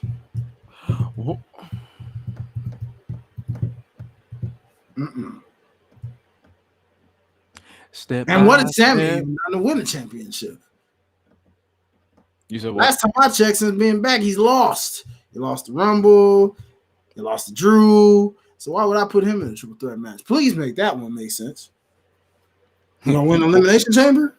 Or if they do Roman versus Rock, Cody versus Seth versus Drew. Battle for second place, huh? My perfect number 2. Man, stop it. Don't book ever again in your life. Yeah. No, if you even think of this booking scenario, you wake up and apologize. Yeah, pretty much. You know how they like to say dream match? Don't dream this match. Don't even dream that you know how to book. Dream that you are a wrestling fan and stick to it. Okay, that's just all you good. Come on, man. Tired of y'all niggas, man. Damn. All the way. Did you peep that 44-way match? The fatal 4-way. Oh, the tag match. Yes. Yeah. Yet another match where black people once again did not win in Black History Month. Gee, thanks, guys. You know how to make a brother just love his month right now. Y'all just, man. I'm over it at this point. But it was a fun match though. High key. Like it was crazy. Like it was all over the place. Like DIY defeated the Creed brothers. They actually pinned the Creed brothers. I was shocked at that. They pinned Vinci. Oh, was it Vinci? Yeah, he the one that got pinned. I ain't gonna lie to you. The bald whites threw me off. I'm sorry. It was just the battle of the balls, so I thought they all look alike. But yeah, the Creed brothers, they showed up and showed out, in my opinion. As always. Like I said it on Twitter, but I like their fuck it, let's vibe wrestling style. It fits them. It's them. That's their gimmick. It does. It's you don't see it much. So it just works, like you said. Everything always comes off as coordinated. They literally cornbread fed. Them some country boys. They country strong. But in the end, DIY defeated and pinned Imperium. They protected New Day and the Creed brothers, and it will be this tag team match. It'll be this Friday on SmackDown. It'll be DIY versus Pete Dunne and Tyler Bate, British Strong Style. Where the winners will face Judgment Day for the undisputed tag team titles at the Elimination Chamber. Who you got winning this one? I got I ain't gonna lie to you. I kind of want to see Pete Dunne and Tyler win because we already saw DIY versus Judgment Day. Or am I mistaken? SmackDown. Well, no, you're not lying. They lost. Yeah, give me British Strong Style as well, because at the end of the day, it's gonna somehow lead to Awesome Truth getting these titles at WrestleMania. So they gotta have these filler matches, and I would guess it would be British Strong Style. Oh, of course. Okay. And speaking of Judgment Day and R-Truth, a nigga think he got jumped in. That Instagram post from Truth is iconic. Boy. I said we got jumped in. Then him actually trying to sit there and say to Miz that he's a part. And he's like, I am not a part of Judgment Day. What are you talking about? You got initiated. You got jumped in. I'm like, man. At this point, I'm like, Truth is just playing y'all now. This man at this point, he know what he doing. Now he just really just making y'all think he's legit crazy. This man know what he doing. He giving y'all revenge in a weird way. He camouflaging right now, y'all. He camouflaging. There ain't no doubt about it. I see that WWE is hiring writers. You don't want me to get the job because I'm gonna make R-Truth world champion. Man, what you said? I don't see why not. I'm gonna give him one more title run, but man, this shit has been hilarious to see. This man out here giving out T-shirts. Like it got to the point where Damian Priest was like, you know what? Fuck it, make yourself at home. Like, Yeah. he just said whatever, man. Y'all got This it. this on-screen pairing with him and Priest is this like weird relationship of like, I can't even get mad at you because I secretly like you. I'm just going, you know what? I'm done. But it was just funny watching how over even Finn's just like, I can't deal with this anymore.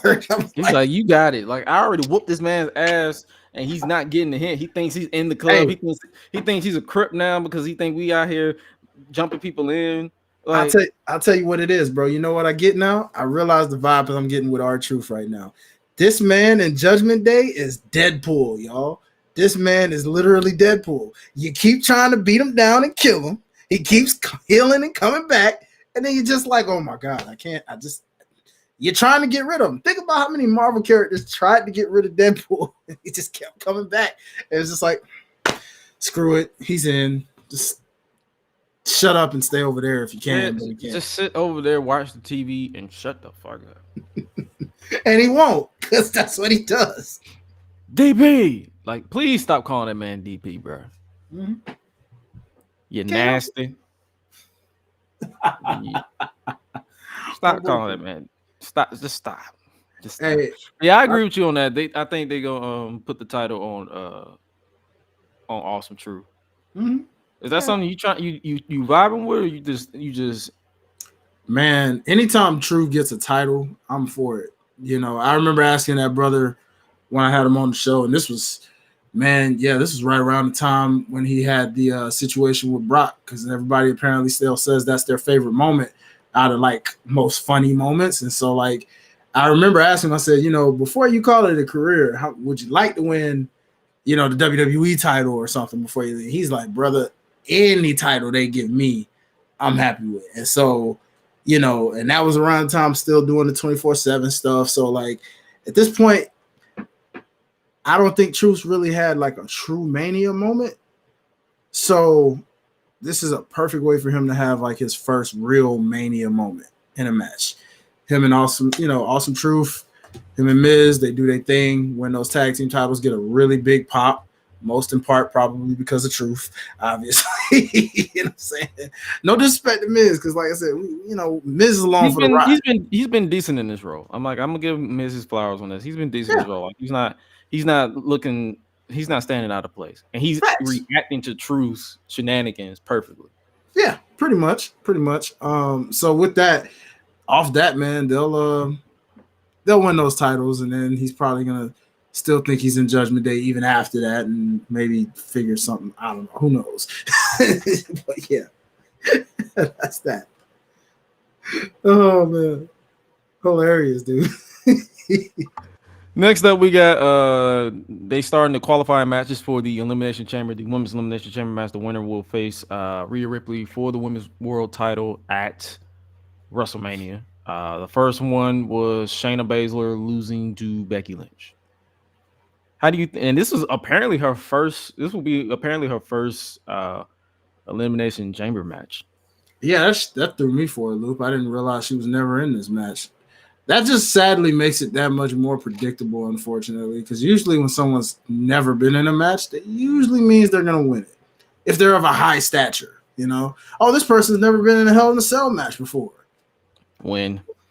Thanks for telling me. Oh, this person's never been in a Royal Rumble before. Oh, Win. this, you know what I'm saying? Oh, this person's never been in a King of the Ring. Win. It's just like, well, gee, thanks for. Oh, this person. No, my personal favorite. This person's never been NXT Women's Champion. Double win. So thanks. You just subtly gave it all away. So the only person at this point you can say they might give it to Liv, maybe based off her motives, but I feel like my prediction is coming more and more close to being true. So my prediction is Becky goes against Rhea at WrestleMania, loses to Rhea. That puts another notch in Rhea's belt of being stronger because she beat 2 of the 4 horsewomen straight in 2 straight years at a Mania. That's something someone can say they've never done, right? So, well, no, Bianca, her counterpart that they still haven't done, she's done that because I do believe she beat Sasha the year before she beat Becky, I believe. Right, she beat Sasha, uh-huh. Then she beat Bailey, then she beat Charlotte. Also, Bailey and her went against each other at Mania. No, not Charlotte. Becky. Okay, yeah. Okay, because remember, Bianca. Oh, was it after? Oh, was it after? Didn't they wrestle in 2020? Or am I delusional? Bianca and who? Bailey. Didn't they wrestle in 2021? They after did. She won the title. After she won the title, they did. Yeah. So she beat Sasha, then she beat Bailey, then she beat Becky, and just kept beating Bailey. Well, yeah, but I specifically mean on a streak from a Mania standpoint. Oh, from a Mania, so it was Sasha, then Becky, I think. Then Becky. Yeah, so like she never faced Bailey at Mania. She faced her afterwards. Right, and so to me, the only other person to do that, it would be ironic if Rhea beats Becky at WrestleMania. She now is ironically with her counterpart that still they haven't met in this multiverse called WWE main roster, since they've kept them far away from each other and only teased it that one time, and we still ain't seen a match between them yet on a big stage, no doubt. So she would be the only other person to where when they do, I guess, inevitably meet at some point, it'll be like, well, both of these women beat 2 of the 4 horsewomen straight at WrestleManias if they want to throw weird stats like that in there or something. So I can see an instance where Rhea beats Becky. Becky kind of goes on her John Cena redemption kind of thing the next year where she's like just really trying to prove that she's got one more title run left in her somewhere before, I guess calling it quits or slowly fading to the wind. But in the meantime, that tells her little story while Rhea still strong, and then Liv being the person to finally end the reign to circle back to their story. Maybe not have a long title reign or nothing, but just have it, and then either Rhea get it back or they figure out where they want to go from there. Bet. Mommy versus they say Mommy versus the Man. I can't wait. Hey man. Hey, I'm intrigued. People got weird yeah, that's a weird thing to picture for whatever reason. But hey, cool. Let's roll with it. Women's World Champion Rhea Ripley and Nia Jax got into a brawl before their match at Elimination Chamber is made official. What did you think about this brawl? Speaking of Rhea Ripley.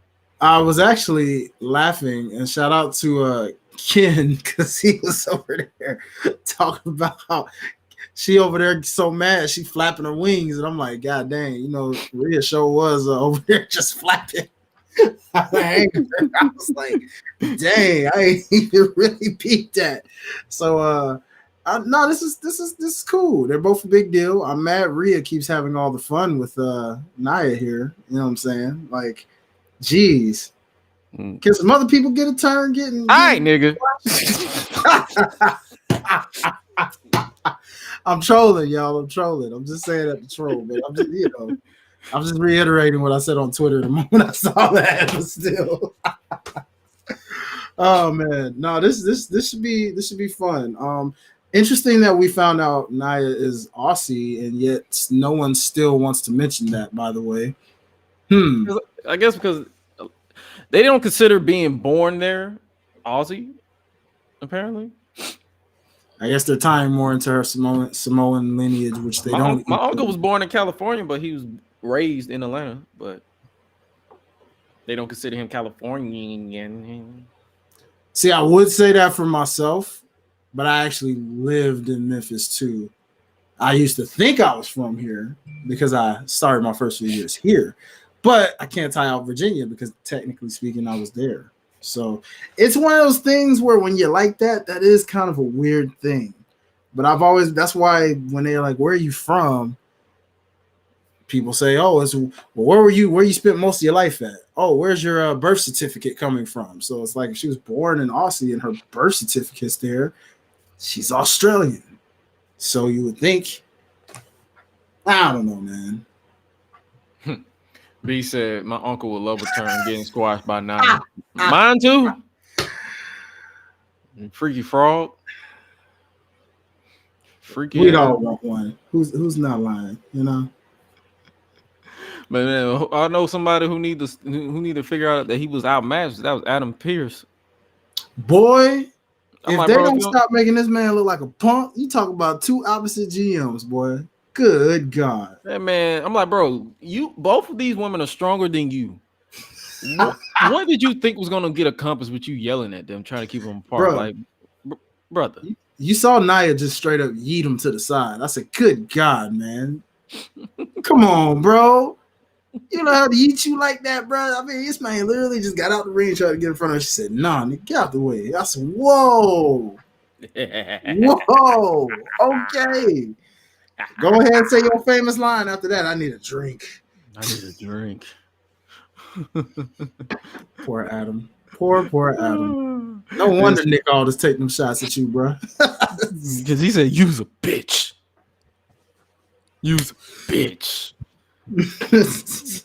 Dang. And speaking of yeeting somebody, main event Jey Uso made it clear that he wants the Intercontinental title. What you think about this segment? I love this segment. Like, yes. Jey held his own in this segment. Mm-hmm. Like, it felt like it's finally happening. Like, bro, this dude Gunther out here celebrating being the Intercontinental champion for 600 days. Mm-hmm. And he was just like, yo, who's gonna step up? Because I don't beat everybody that there is to beat. Mm-hmm. And then here comes Jey. Main event Jey Uso. And shout out Pat McAfee, bro. Man, the whole stadium, boy, look, that arena was wilding, boy. Oh, I didn't even notice the Jey Fathead up there. Nice. Oh, the crowd is like, that's the thing. Jey is more over every single week that man is out here. See, and that's what kills me, because some of these Negroes out here, you stupid podcasters with your stupid opinions, talking about Jey Uso's not a main event champion. He's not a world heavyweight champion. He's not a this. Oh, because last time I checked, if you plus a crowd being over, does that not make you a main eventer, bro? If the people want you, yeah, we just talked about Cody, right? Ain't these folks out here politicking for Cody and justice? So you don't think if people in the entire arena are waving their arms, and it's not just in one city, baby, it's everywhere. Everywhere. From the time this man's been split off, he has been over. Capital O-B, over. You know what I'm saying? What more do you need to say, bro? This man could take the title off of Gunther, and I wouldn't have a problem with it. It would make sense. It would be perfectly fine. Erebus was asking. That's. I'm glad you said that, because Erebus asked, "Is Jey the perfect man to dethrone Gunther?" I wouldn't bat an eye. Yeah, I mean, because if you think about it, after what Gunther literally said before he came out, who's left? Like, who else would do it? I would have had a guy in mind, but we don't acknowledge that dude no more. So, I mean, at this point, what does it even mean? But I agree with you, Monique. I'm excited to see it, and I do also have a feeling, unfortunately, Hater Jimmy, you know, he gonna tie. No yeet. Yeah, he gonna pull a Drew McIntyre and pull his ultimate player hater card. Like, no, I ain't finna let my brother get a first singles title and I ain't got one. No. I mean, you could go after the U.S. title. Who's the U.S. champion right now? Logan Paul. Yeah. Logan Paul. It's an easy win. All you gotta do is just kick him in the dick. That would be kind of crazy. Both of them with mid-card titles. Huh. That would be kind of funny. I wouldn't mind it. He said, if Jimmy gets involved, I'm gonna be big mad. I don't care. I mean, we all are, brother, because it's like we trying to get We trying to get Jay as main event Jay Uso as Intercontinental Champion. That's what I'm saying. If Chad Gable, they done gave up on Chad Gable getting a third match against Gunther. If he don't win the title, if if Sheamus doesn't return and win the title, I wouldn't bat an eye for Gunther. I mean for Jay Uso. Because I feel like the original plan was for him to face Brock, but you know the reason why that ain't happened. Mm-hmm. Yeah. There's literally no one else as far as that Raw roster is concerned.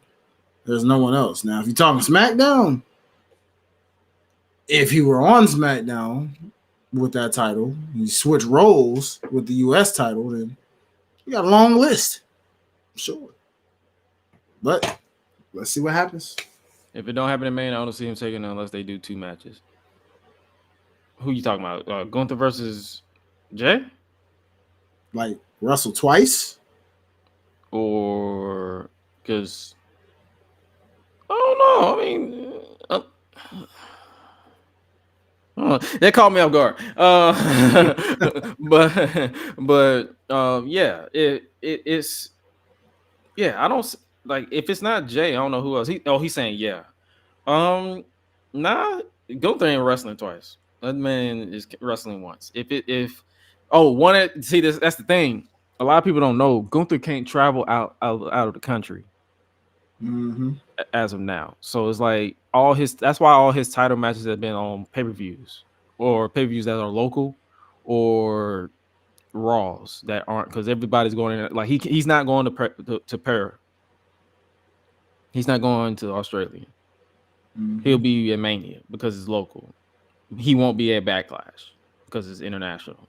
I think it's some type of rule with his new citizenship. I think he can't go out of the country for like a year or something. Yeah, it's a certain amount of days he has to stay in the U.S. to certify himself to become an official U.S. citizen, and then he can travel. So that's the thing. That's the one thing they had to work around. So that's why you don't know. That's why you didn't see him at Backlash last year in Puerto Rico. Man, I wonder if guys like Dragunov have to go through that same thing too. That's why he's in Florida. He's knocking it out now. Fair point. That's right. Gunther decided not to be in Florida. It was NXT days. That's right. Yeah, he was traveling to Florida. Sheesh, that was a long commute. That's good God.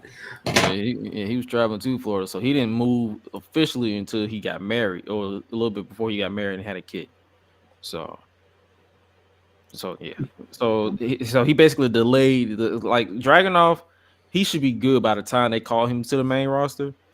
His whole like travel ban should be good. So okay, that's fair. Yeah, I believe that's all for Raw. But yeah, I'm ready for Jey Uso and Gunther at some point. Oh, they teased. No, they. I lied. I lied. After Gunther got disrespectful with Jay, he basically brawled with Gunther, so that solidified and knew they made the save. In a different world, Big E would be in the place of Jay, but we're getting this 6-man tag next week. It'll be Imperium versus New Day and Jey Uso. So likely, if they don't set this up for like one of the Raws, this is your WrestleMania main event. I mean, not main event. This is your WrestleMania match, Gunther versus Jay. Or this is just me throwing it out there. What if they put the title on Jay and have that kind of set up Jimmy versus Jay, even though they're on separate brands? I wouldn't be opposed to that either, honestly. Because that sounds like, if you think about it, that sounds like something Paul Heyman, or should I say the Tribal Chief Roman, would tell Paul Heyman. Because think about it. He ain't going to think about the face Roman makes every time Jey Uso gets brought up because of the success he's had away from the family, right? So it's like, I can see a scenario where Big Boss Roman is like telling Heyman, hey, tell his brother to bring that title to the bloodline. I'm trying to be petty. Yeah. Bring it over here. We want that title in the family. Petty He's ass not nigga. in the family. We want it in the bloodline. Just to be petty. That Petty could ass. work. That ain't much story you need after that because then their history is there, and then it just there you go. That's it. Roman said so. I'm coming for this title, even though I'm not a part of Raw, because the tribal chief sent me here and he said so. And you my brother, so I'm gonna take this title. No, Petty ass niggas, man. Petty. Just so goddamn petty, man. For no reason. Like, bro, just let him win. Let him win. Yeah. Erebus said, I was dead ass thinking Jay gets the belt and Jimmy versus Jay WrestleMania for it, plus the bloodline technically gets another match spot on the big stage. Oh, I'm game. That's what I'm saying. Like, Roman did say he thought the IC title would look good in the bloodline. So that's what I'm saying. Like, if that is the case, if they were to end Gunther's title reign to continue with this storyline, will people be mad? Probably. Do I care? No, I do not. So Oh man. if this is how they get me interested in a potential Jay versus Jimmy match, hey, I'm for it. I'm all game. I am all game. Let's switch over to before we switch over to other stuff. Let's switch over to NXT that we just watched like 2 hours ago. Did you peep it this week or did you not peep it? I did. No, I watched it. Okay. Yeah. Okay. I'm gonna say so we kicked off with Carmelo Hayes, the fallout from Vengeance Day. Whooped.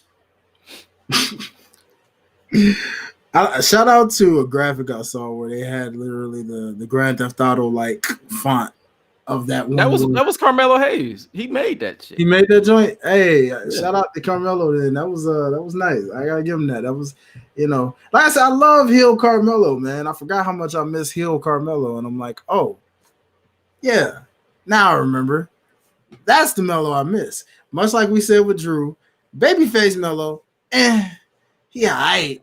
It don't do it for me though. The swag comes from dark Melo. You know what I mean? He is him when he's cocky, and he's dark Melo. It makes sense. Speaking of dark Melo, this man was standing out here, sitting in the ring in the spotlight like he was about to drop the best freestyle of his life for Tubi. That Boy, man come was on. about to go full throttle. Once upon a time, Come on now. in a long, long time away. Drop the beat. You know what I'm saying? Heck yeah. Wild style. Boy, that boy Melo, hey, you know what I'm saying? I was like, okay. But nah, man, that was like my favorite part of the name, you know what I'm saying? Bow Marion. About Marion Hayes. Bro, thank you. Because I've been saying this man looked like Bow Wow slick for the longest now. And I'm like, bro, what the freak? I swear on everything, bro. He channeled that inner Bow Wow for real right there, boy. I said, you better go. Oh, man. Yo, that's wild, bro. You said Melo look ice cold in that spotlight, man. Bro. Props to production. Props to him for selling us on it. Heck, even props to this crowd trying to hijack it. Sometimes I was just like, shut up. I didn't know what they were saying the entire show until like the ending shot where they was like, Melo Trips coming for you. So they was like, Melo Trips coming for you. And I'm like, you C for effort, F for annoying me. Yeah.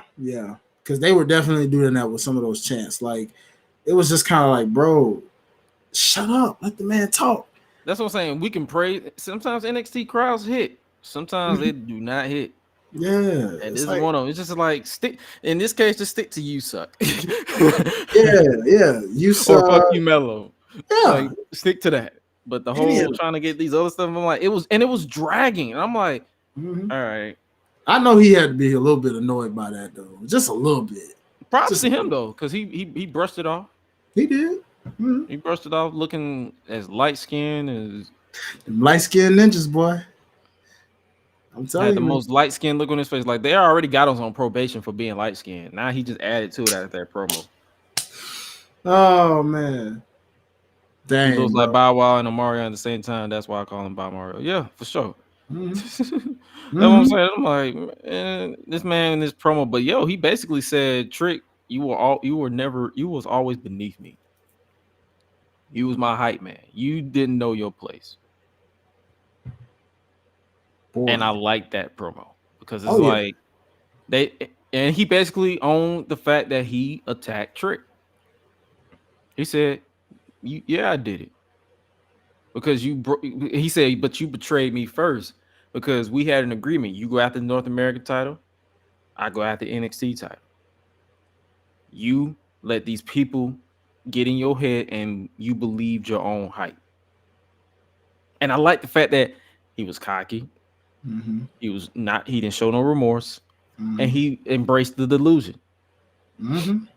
Because the reason why I say he embraced that delusion after that match on Sunday, Trick is worth every hype. That brother's good. Oh yeah, yeah. He has improved immensely. Immensely, bro. Like he's more than just a mouthpiece this time. Now he's the whole package at this point. So it's just like the look, the swag, all that, you name it. But I also like him mentioning the fact that it's like, you wearing your glasses like me, you out here mimicking my walk like me, you over here doing this like me, like Melo over here trying to remind folks like, hey, y'all was on me first. You know what I'm saying? Now y'all want to get on this guy. So I'm like, all right, let's see what you're doing, Melo. You reminded folks like you on your Roy Jones Jr. Like y'all must have forgot. You know what I'm saying? And again, that stupid crowd. Now, that one chant I did like that crowd doing when they was trying to say "You're not him."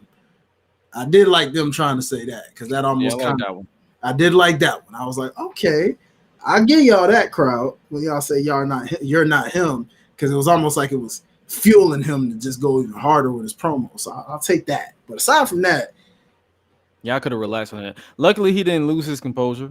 He stayed the course. He even trolled them with Trick's music. Bro, my favorite part of that entire segment, bro. I don't know if she's still in the chat, but she said, I got up and started twerking out my bed and shit. And she's like, fuck you. Bro. And I just love the way like he did. Like, that's how you know this man has been studying. He's been literally learning from Shawn Michaels, all of them have been teaching him, because Shawn Michaels is the king of doing this. That time he had Bret Hart's music hit and was like, and he faked out all of Canada. And like, he was like, oh God, right? Before then just laughing at him like, you idiots. You know what I'm saying? Like, that was classic Shawn Michaels in that moment. Like, Shawn's like, watch this. This is how you're really going to get him. And I was almost nervous because I was almost like, it got me for a slight split second because I was like, dang, man. I was just telling Gresh the other day, like, please keep him off TV for about a good couple of weeks. And then he did that and pulled the troll. I was like, yes, Melo. Yes. Troll. They handled it right. So I already know that return pop going to be insane. For real, bro. And I'm ready, man. I am ready. Oh yeah, man. She said I'm still pissed. I don't blame you, sis. I don't blame you. I'd be pissed too. She was like, yeah. And then he did. He was like, man, like, you a-hole. God damn. Like, you son of a bitch. Fuck you. Nah, man. Yeah, man. That is the perfect definition of I am a heel. Screw it. Like, shout out to Melo. Look. Hey, listen, let me tell you, bro. Shout out to Melo. Shout out to Drew. Shout out to Roman. Heck, even Rock, if he turn around and do go heel off of this stuff, I'm for it. Let's go. God dang, I'm with it. You mentioned Roman. This is what Seth was like on his response on Raw. Bro, he got his ass cooked. He got cooked. Adrian, you didn't go down like that, huh? He got cooked. Oh, yeah, bro. Straight up cooked, bro. Everybody was cooking. Oh boy, that boy deep fried and ready to get eat. I'm telling you, pause, but still, it's just.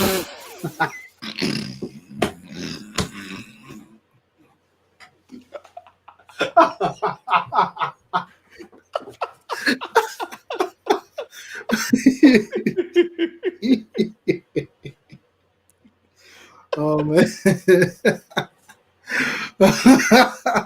Damn, man. What did you say, nigga?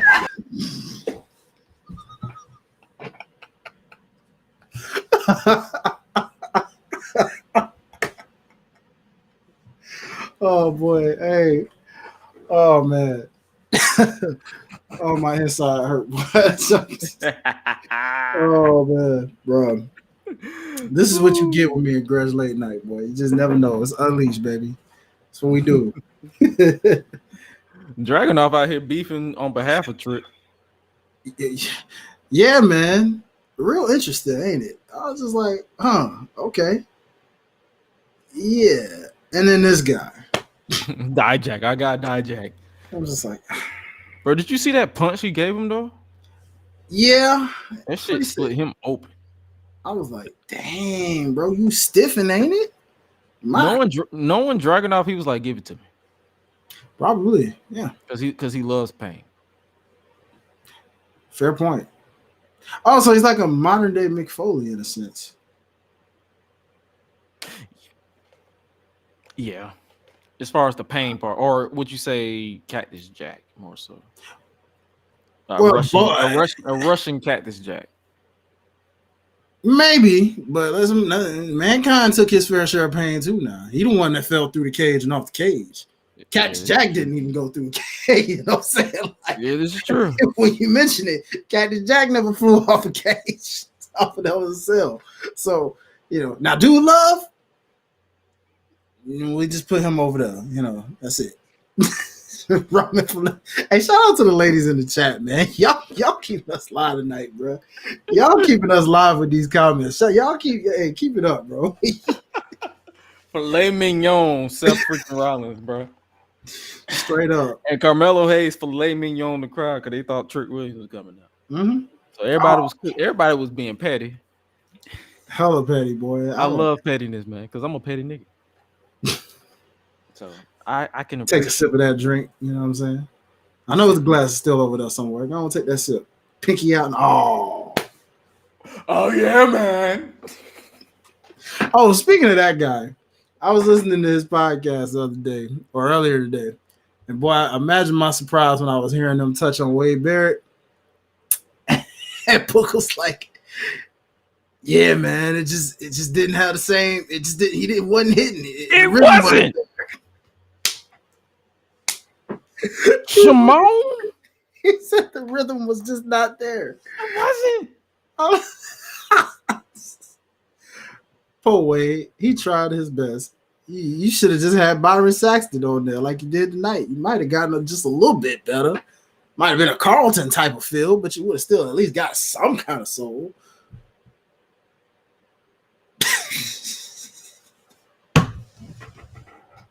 What's that? We're not doing that. Shimon. Like, wrong black guy, man. Damn. Mm-hmm. G.I. Bro does not approve.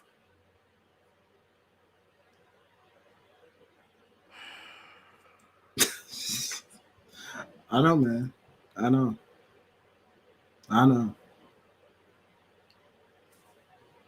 There it is. She poured one out for Trick Mellogain on the show. He said, Shimon with his whole chest, I about to turn my TV off. Hey, you and me both. I'm so glad I missed that. Now y'all gonna make me go back and watch that just to laugh. Now I'm gonna have to go watch that. Trick Willie. Shimon. Nigga, shut the fuck up. Oh no, he said that? Yes. Trick Willie. Shimon. Like, you missed the whole beat for that Shimon, my bro. Oh my God, wait. Shimon should know. Should hell no. Man, Wait till we go off, bro. I'm turning this on. I gotta see that one part, bro. Y'all gotta Nigga! Like, that's me the entire time. Like, that's what we doing. That's what we doing, bro. All right.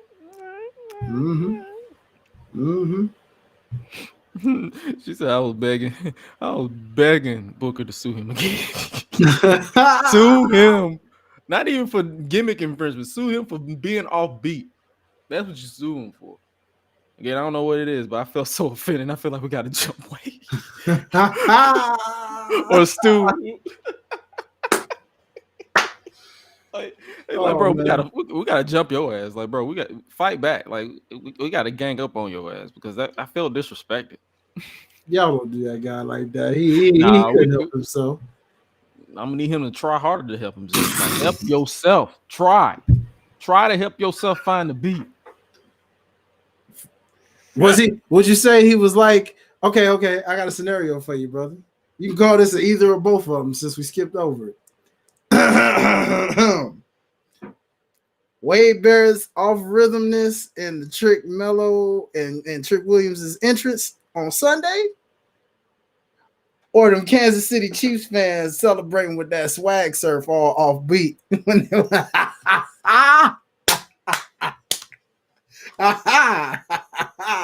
Yeah, which one? Yeah, you got. Come on, Gresh. Come on, bro.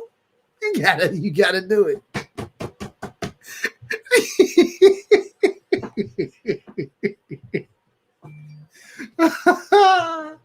Oh shit. Oh man, you gonna make me breathe, bro.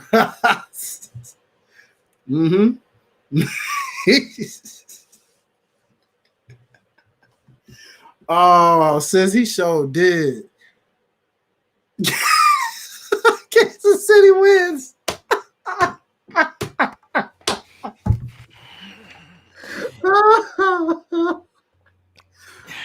Well, the people have spoken. I guess the Chiefs get more or less rhythm than Wade Barrett. Both of them. Both them shits was ass, bruh. Capital B-O-L-L. Surfing? Nigga. The beat already passed y'all twice before you hit the up. My God. What? And then we already said whoop that trick like 3 times before he said Shimon. Like, yep. wow.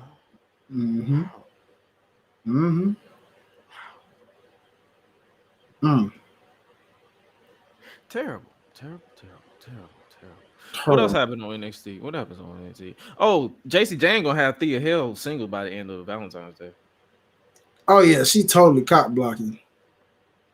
On the Play slip. hard. You gotta play hard to get. No, you don't. It's 2024. Tell me how you feel. I don't play these games. Fuck all that. Yeah, that's that. Tell me how you feel. That's that. I ain't got no man talk. Trying to keep you from getting one too. Basically, that's it. We all went to school in 2008. We know exactly what that is. That's that 2008 vibe. I ain't got a man. You ain't getting one either. Or she setting her up to where she's gonna swoop in and steal him. Ooh. Yeah, there's that too. But then where the heck does Lexus King fit in all this then? Is he just the pun to make that seem that way? Because if that's the case, then why are 2 men fighting for her and not even looking at you? That's the jealousy part. Okay. They're fighting over Thea, but they're not really fighting over Jason. You just over there. You just over there selling calendars. All right, I see you. It's funny how people think on Twitter think I bought that shit. I was trolling. I did not buy that shit. It'd be funny if you had a real WWE package like show up and made niggas think that was a calendar and it was something totally different. Like, oh look, it arrived. Psych, you niggas stupid. I ain't horny. not like that. Monique said JC a hater. Yeah, For sure. She is. she's definitely a hater. I mean, come on. Gigi, what she already show y'all with Gigi? So you already know she gonna hate on Thea. Come on now. What else? Oh, they did the Wolf Dogs. Did you peep that opening tag? That tag match was good. Yeah, man. But yet again, Malik Blade and we lose. We lose during Black History Month. Again, I'm gonna say this again. Can we stop losing in our month, please? Dynamite, you better get it right. I swear, if I see one black person on that show lose, we're gonna have a problem. That goes for you too, TNA. God dang it. No black people losing in this month, bro. Stop it. WWE done already lost my man. What's our overall record this year? This month? Like 0-2 and 3,550, and we're already in February 6th. The only one who won was Obafemi. See what I'm talking about? Yeah, they basically after that tag match, they basically teasing Braun Breaker and Baron Corbin the Wolf Dogs versus Stacks and D'Angelo. The family.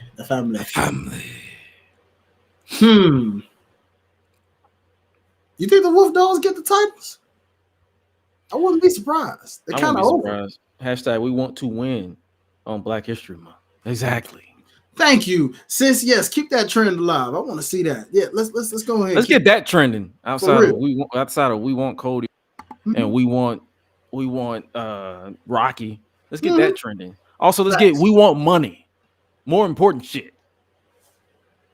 Thank you. We in recession. We in inflation right now. Hashtag fix this economy. Fix this economy. That's what we need to get trending. Like today. Thank you. Tired of this shit ain't trending. Anyway, I ain't shy about loving the cheeks. That's why Gresh can't see my tweets because I can't stop liking. Nigga, what? Okay. I am not your diary, my guy. Man, you said that like you cheating on Gresh or something, like he was your man or something, dog. It's all love though, man. We just messing with you, bro.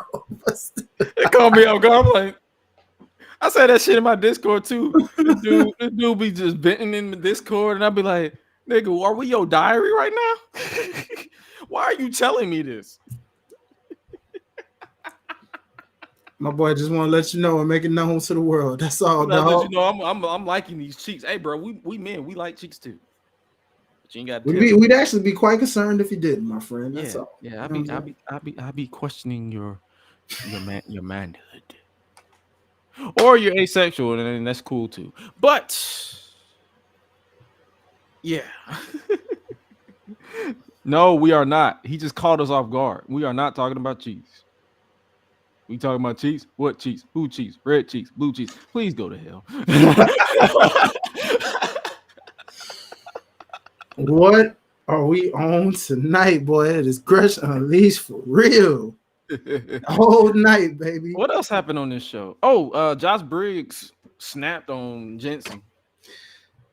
Yeah, that felt more like a tough love kind of thing to me, man. Just wake up. I mean, I felt like I would have said the same thing to homie. Snap out of it, bro. They moved on. Learn to find your place.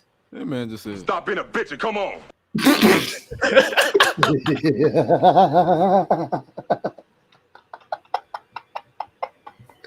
Yeah, yo, that's so accurate. Oh, that's accurate as hell. Oh, bruh. Stop being a bitch and come on. Wake up. Oh my goodness. You out here living in the past? Fallon's doing solid. I'm doing solid, and you just out here moping around. He like, it's a performance center full of people who want to take your spot. What you bitching for? Mm-hmm. Wake up. Wake up, bro. And some people, honestly, That's some real nigga shit. You need that. You need that tough love. Mm-hmm. You need that tough love. So Wow. I appreciate that segment. I'm like, yo, keep it real. Mm-hmm. Keep it 100. And the show closed out basically with Carmelo Hayes targeting. Well, after this, what you think about this match? This match was crazy.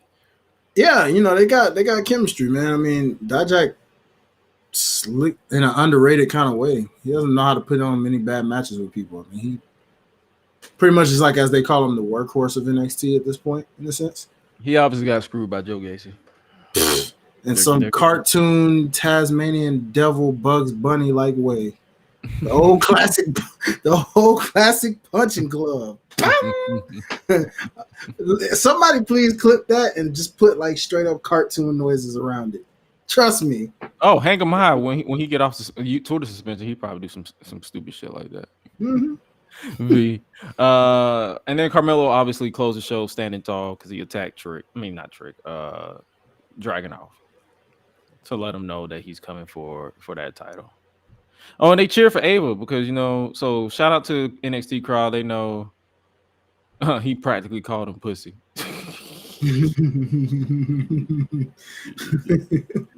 Basically, yeah.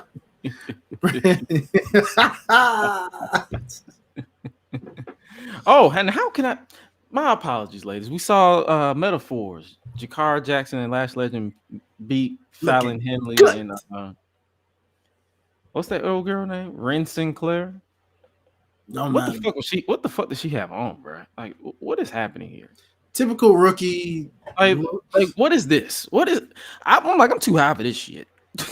It just sound like what Fallon Henley said. You see this facial expression? Like, I can't believe I tagged with your ass. Damn, I should have followed Tiffany to the main roster. It's the last time I tagged with some rookie ass. Like, that's why you need to stop being Captain Saberho and focus on your own career. No, facts. Go do you, sis. Stop tagging with rookies. Anyways, speaking of rookies, that's another thing. Can't forget about my girl, Kiana James, over here bullying nobodies in the locker room. We doing that again? That's what we doing. We bullying the youngins. We doing that again? Kiana. We doing that again? We doing that gimmick again? Do they not know any other form of mean girls? They just got to be bullies? That's what we're doing? That's all y'all know how to write. That's all y'all know how to write for these women. Yeah. Crazy, ain't it? There's no other. Crazy. I need y'all to get some new materials. We've been doing this since the 90s. Mm-hmm. And the wild part is, literally, you just did a vignette with her on Sunday saying that she was coming after. You know what I'm saying? Like, how did you go from that to this? I was like, what? Right. Oh yeah, Roxanne beat Lola Vice. So I like that match actually. That was very, very physically stiff between those ladies, man. Crazy Rock is still is becoming a thing. I'm cool with that. Yeah, I'm kind of getting cool with it too, especially if she hard hitting people like that. I'm like, good lord, girl, you showing aggression. You channeling that Daniel Bryan in you, ain't you? I ain't bad. Right. You know what I mean? I said, okay. And Lola Vice, like I said, she is still just, still looking kind of dumb, because you fell for the.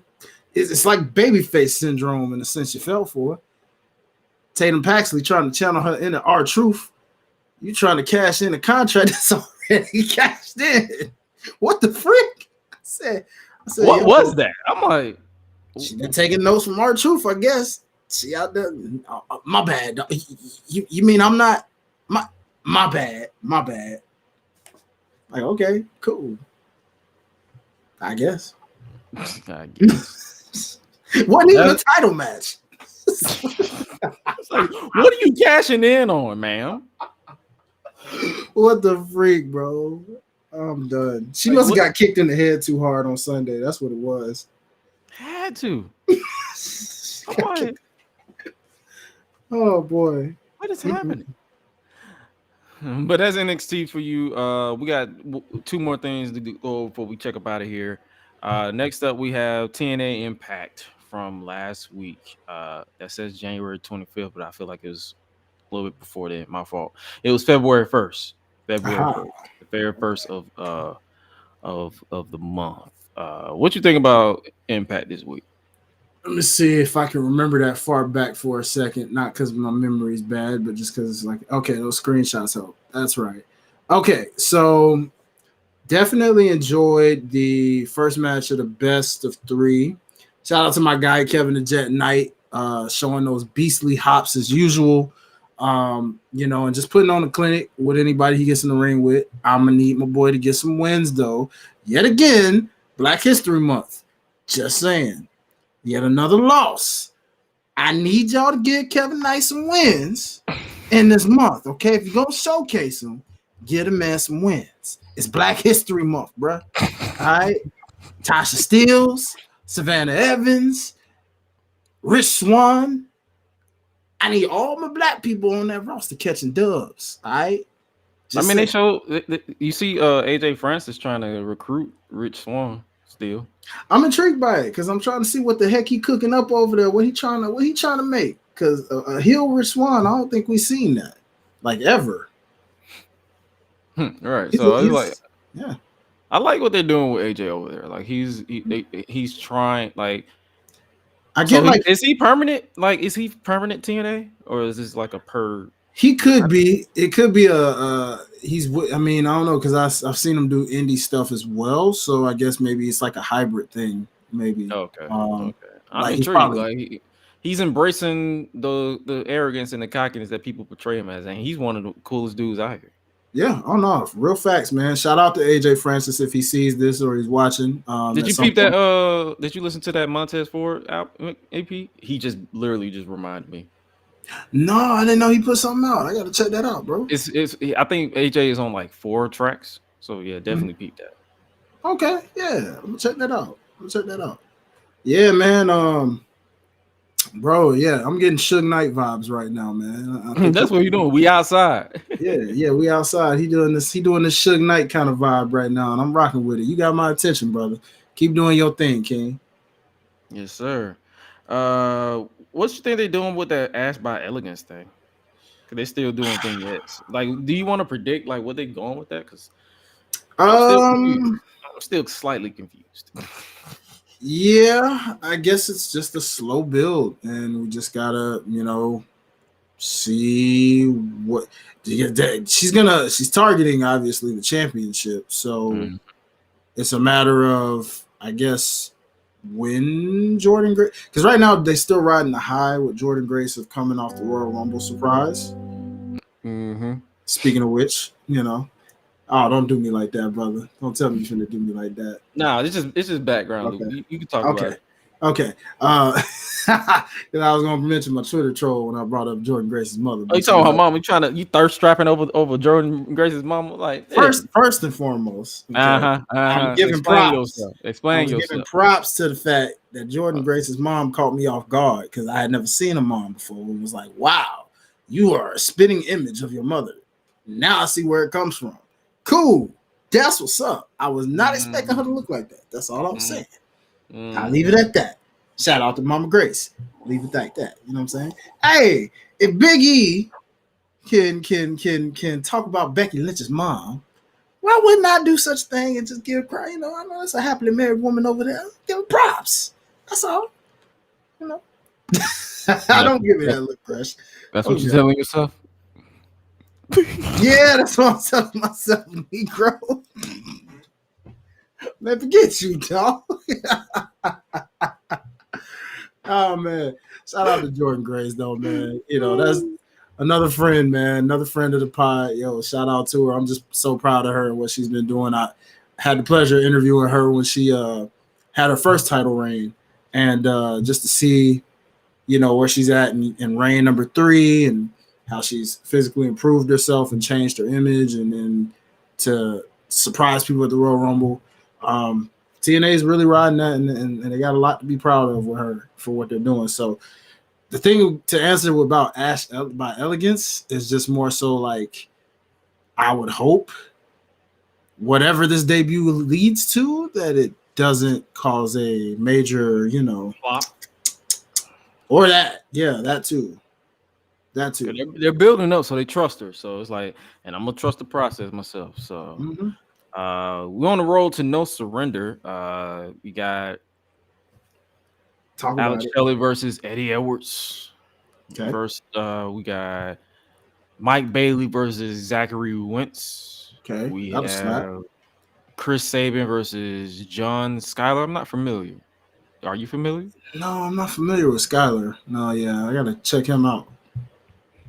You got Josh Alexander versus Alan Alan Angels after that sound check segment. That was hilarious. You got a rematch: Tasha Steelz versus Zaya Brooks. Man, listen. Y'all better. I know this is pre-tape, but y'all better. I swear, it's Black History Month, so you airing this in Black History Month. If Tasha Steelz don't win this match, I got major beef with y'all, TNA. Don't y'all do my girl like this again. That little fluke win she got on my girl Tasha, don't do that again. I swear if you do, I got major beef with all these wrestling promotions. I'm just saying. That's it. And then obviously Trinity's last match Ah. before she's officially Naomi So that permanently. It'd be her teaming with Knockouts World Champion Jordan Grace versus Giselle Shaw and Savannah Evans. I guess that means, well, Savannah's black, so technically that cancels each other out. Never mind. Yeah. you about to say, man, y'all about to do this again? Yeah, because we know she's going to take the pinfall, and you never usually go out on top. So if I'm not... Then again, that doesn't look good for Jordan Grace, though, because she's the champion. So maybe she might win. I don't know. They might win. And then Naomi rise off into the sunset. Yeah. But all that leads to No Surrender. That is going down February 23rd, 2023. We'll likely do, once they release the full card, we'll talk about it off air. We might do a post show, even though it's Friday. If not, we'll do a review that Saturday, since it's the next day. But yeah, No Surrender. That goes down, and then I believe only 3 matches confirmed so far. Moose defends the World Championship against Alex Shelley in a rematch from Hard to Kill. You have Jordan Grace versus Giselle Shaw for the Knockouts World Championship. She's cashing in her Ultimate X title opportunity. And a match that I am personally looking forward to, and that is Chris Sabin versus Mustafa Ali for the X Division Championship. Ali World Tour is reaching its next destination in TNA. Hopefully, this is I'm not saying a permanent thing, but hopefully they let him cook around for a good minute. This would be an interesting scenario that I am personally looking forward to. Oh, most definitely, bro. I would love to see Ali get a singles championship because well deserved, and yeah, we need that. Let's get him on that title tour where he's out there collecting titles. You know what I'm saying? Let's do it. And before we get up out of here, because this is reaching 33 hours, and we don't want to do that again. Monday Night Rawing. We ain't Monday Night Rawing up in here. It's time to get all elite a little bit before we get up out of here. Tomorrow is Dynamite, AEW Dynamite. Boom, boom. Headlined by a number 1 contenders match. AEW, or the winner gets a shot at the AEW World Championship at Revolution. Swerve Strickland versus Hangman Adam Page. Thoughts on this right quick? Swerve Strickland better win because of the fact that he's already 2-0 and it's Black History Month. I feel like it's gonna be some shenanigans. You know, I feel like they're building to a triple threat, so it'll probably be like outside interference. Like it'll probably be a no contest, probably. I will somewhat accept that. That is, just don't have them lose. That's all I ask. Red Velvet versus Timeless Tony Storm. You already know Red Velvet is losing. God dang it! Y'all just doing. What did I just say, Dynamite? What did I just say? You could have picked anybody else. Carry on, Chris. Shout out to Red Velvet. Just carry on. Then you got the trios match, Blackpool Combat Club versus CMLL. I am not familiar with none of these gentlemen. I believe one is Sin Cara or Mystico.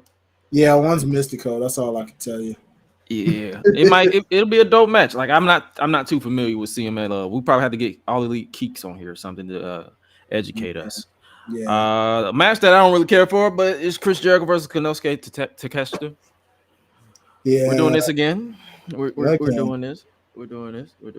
And then we have for the World Tag Team titles a Tornado Tag Team match. So it's going to be pretty much a chaotic affair. Sting and Darby Allin challenging Absolute, Ricky Starks, and Big Bill for the tag team titles. I see new champs. Yeah, unfortunately. Which means yet another black person's gonna be upset. Great.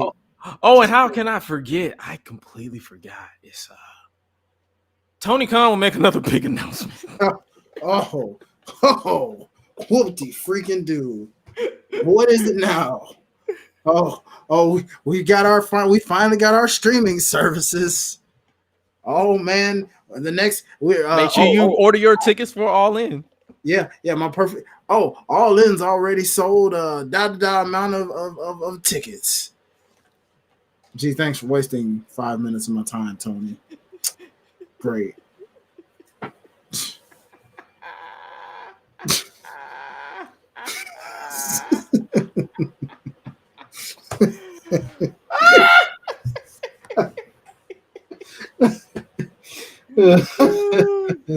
Oh man, we ain't got no chill tonight, boy. we ain't got no chill. But yo, we appreciate you guys for kicking it with us. But before we get up out of here, we always close out with our song of the week. I'm gonna let Highlight go first, so that way I can find mine because I literally wrote it down, but I forgot where I wrote mine too. Hold on.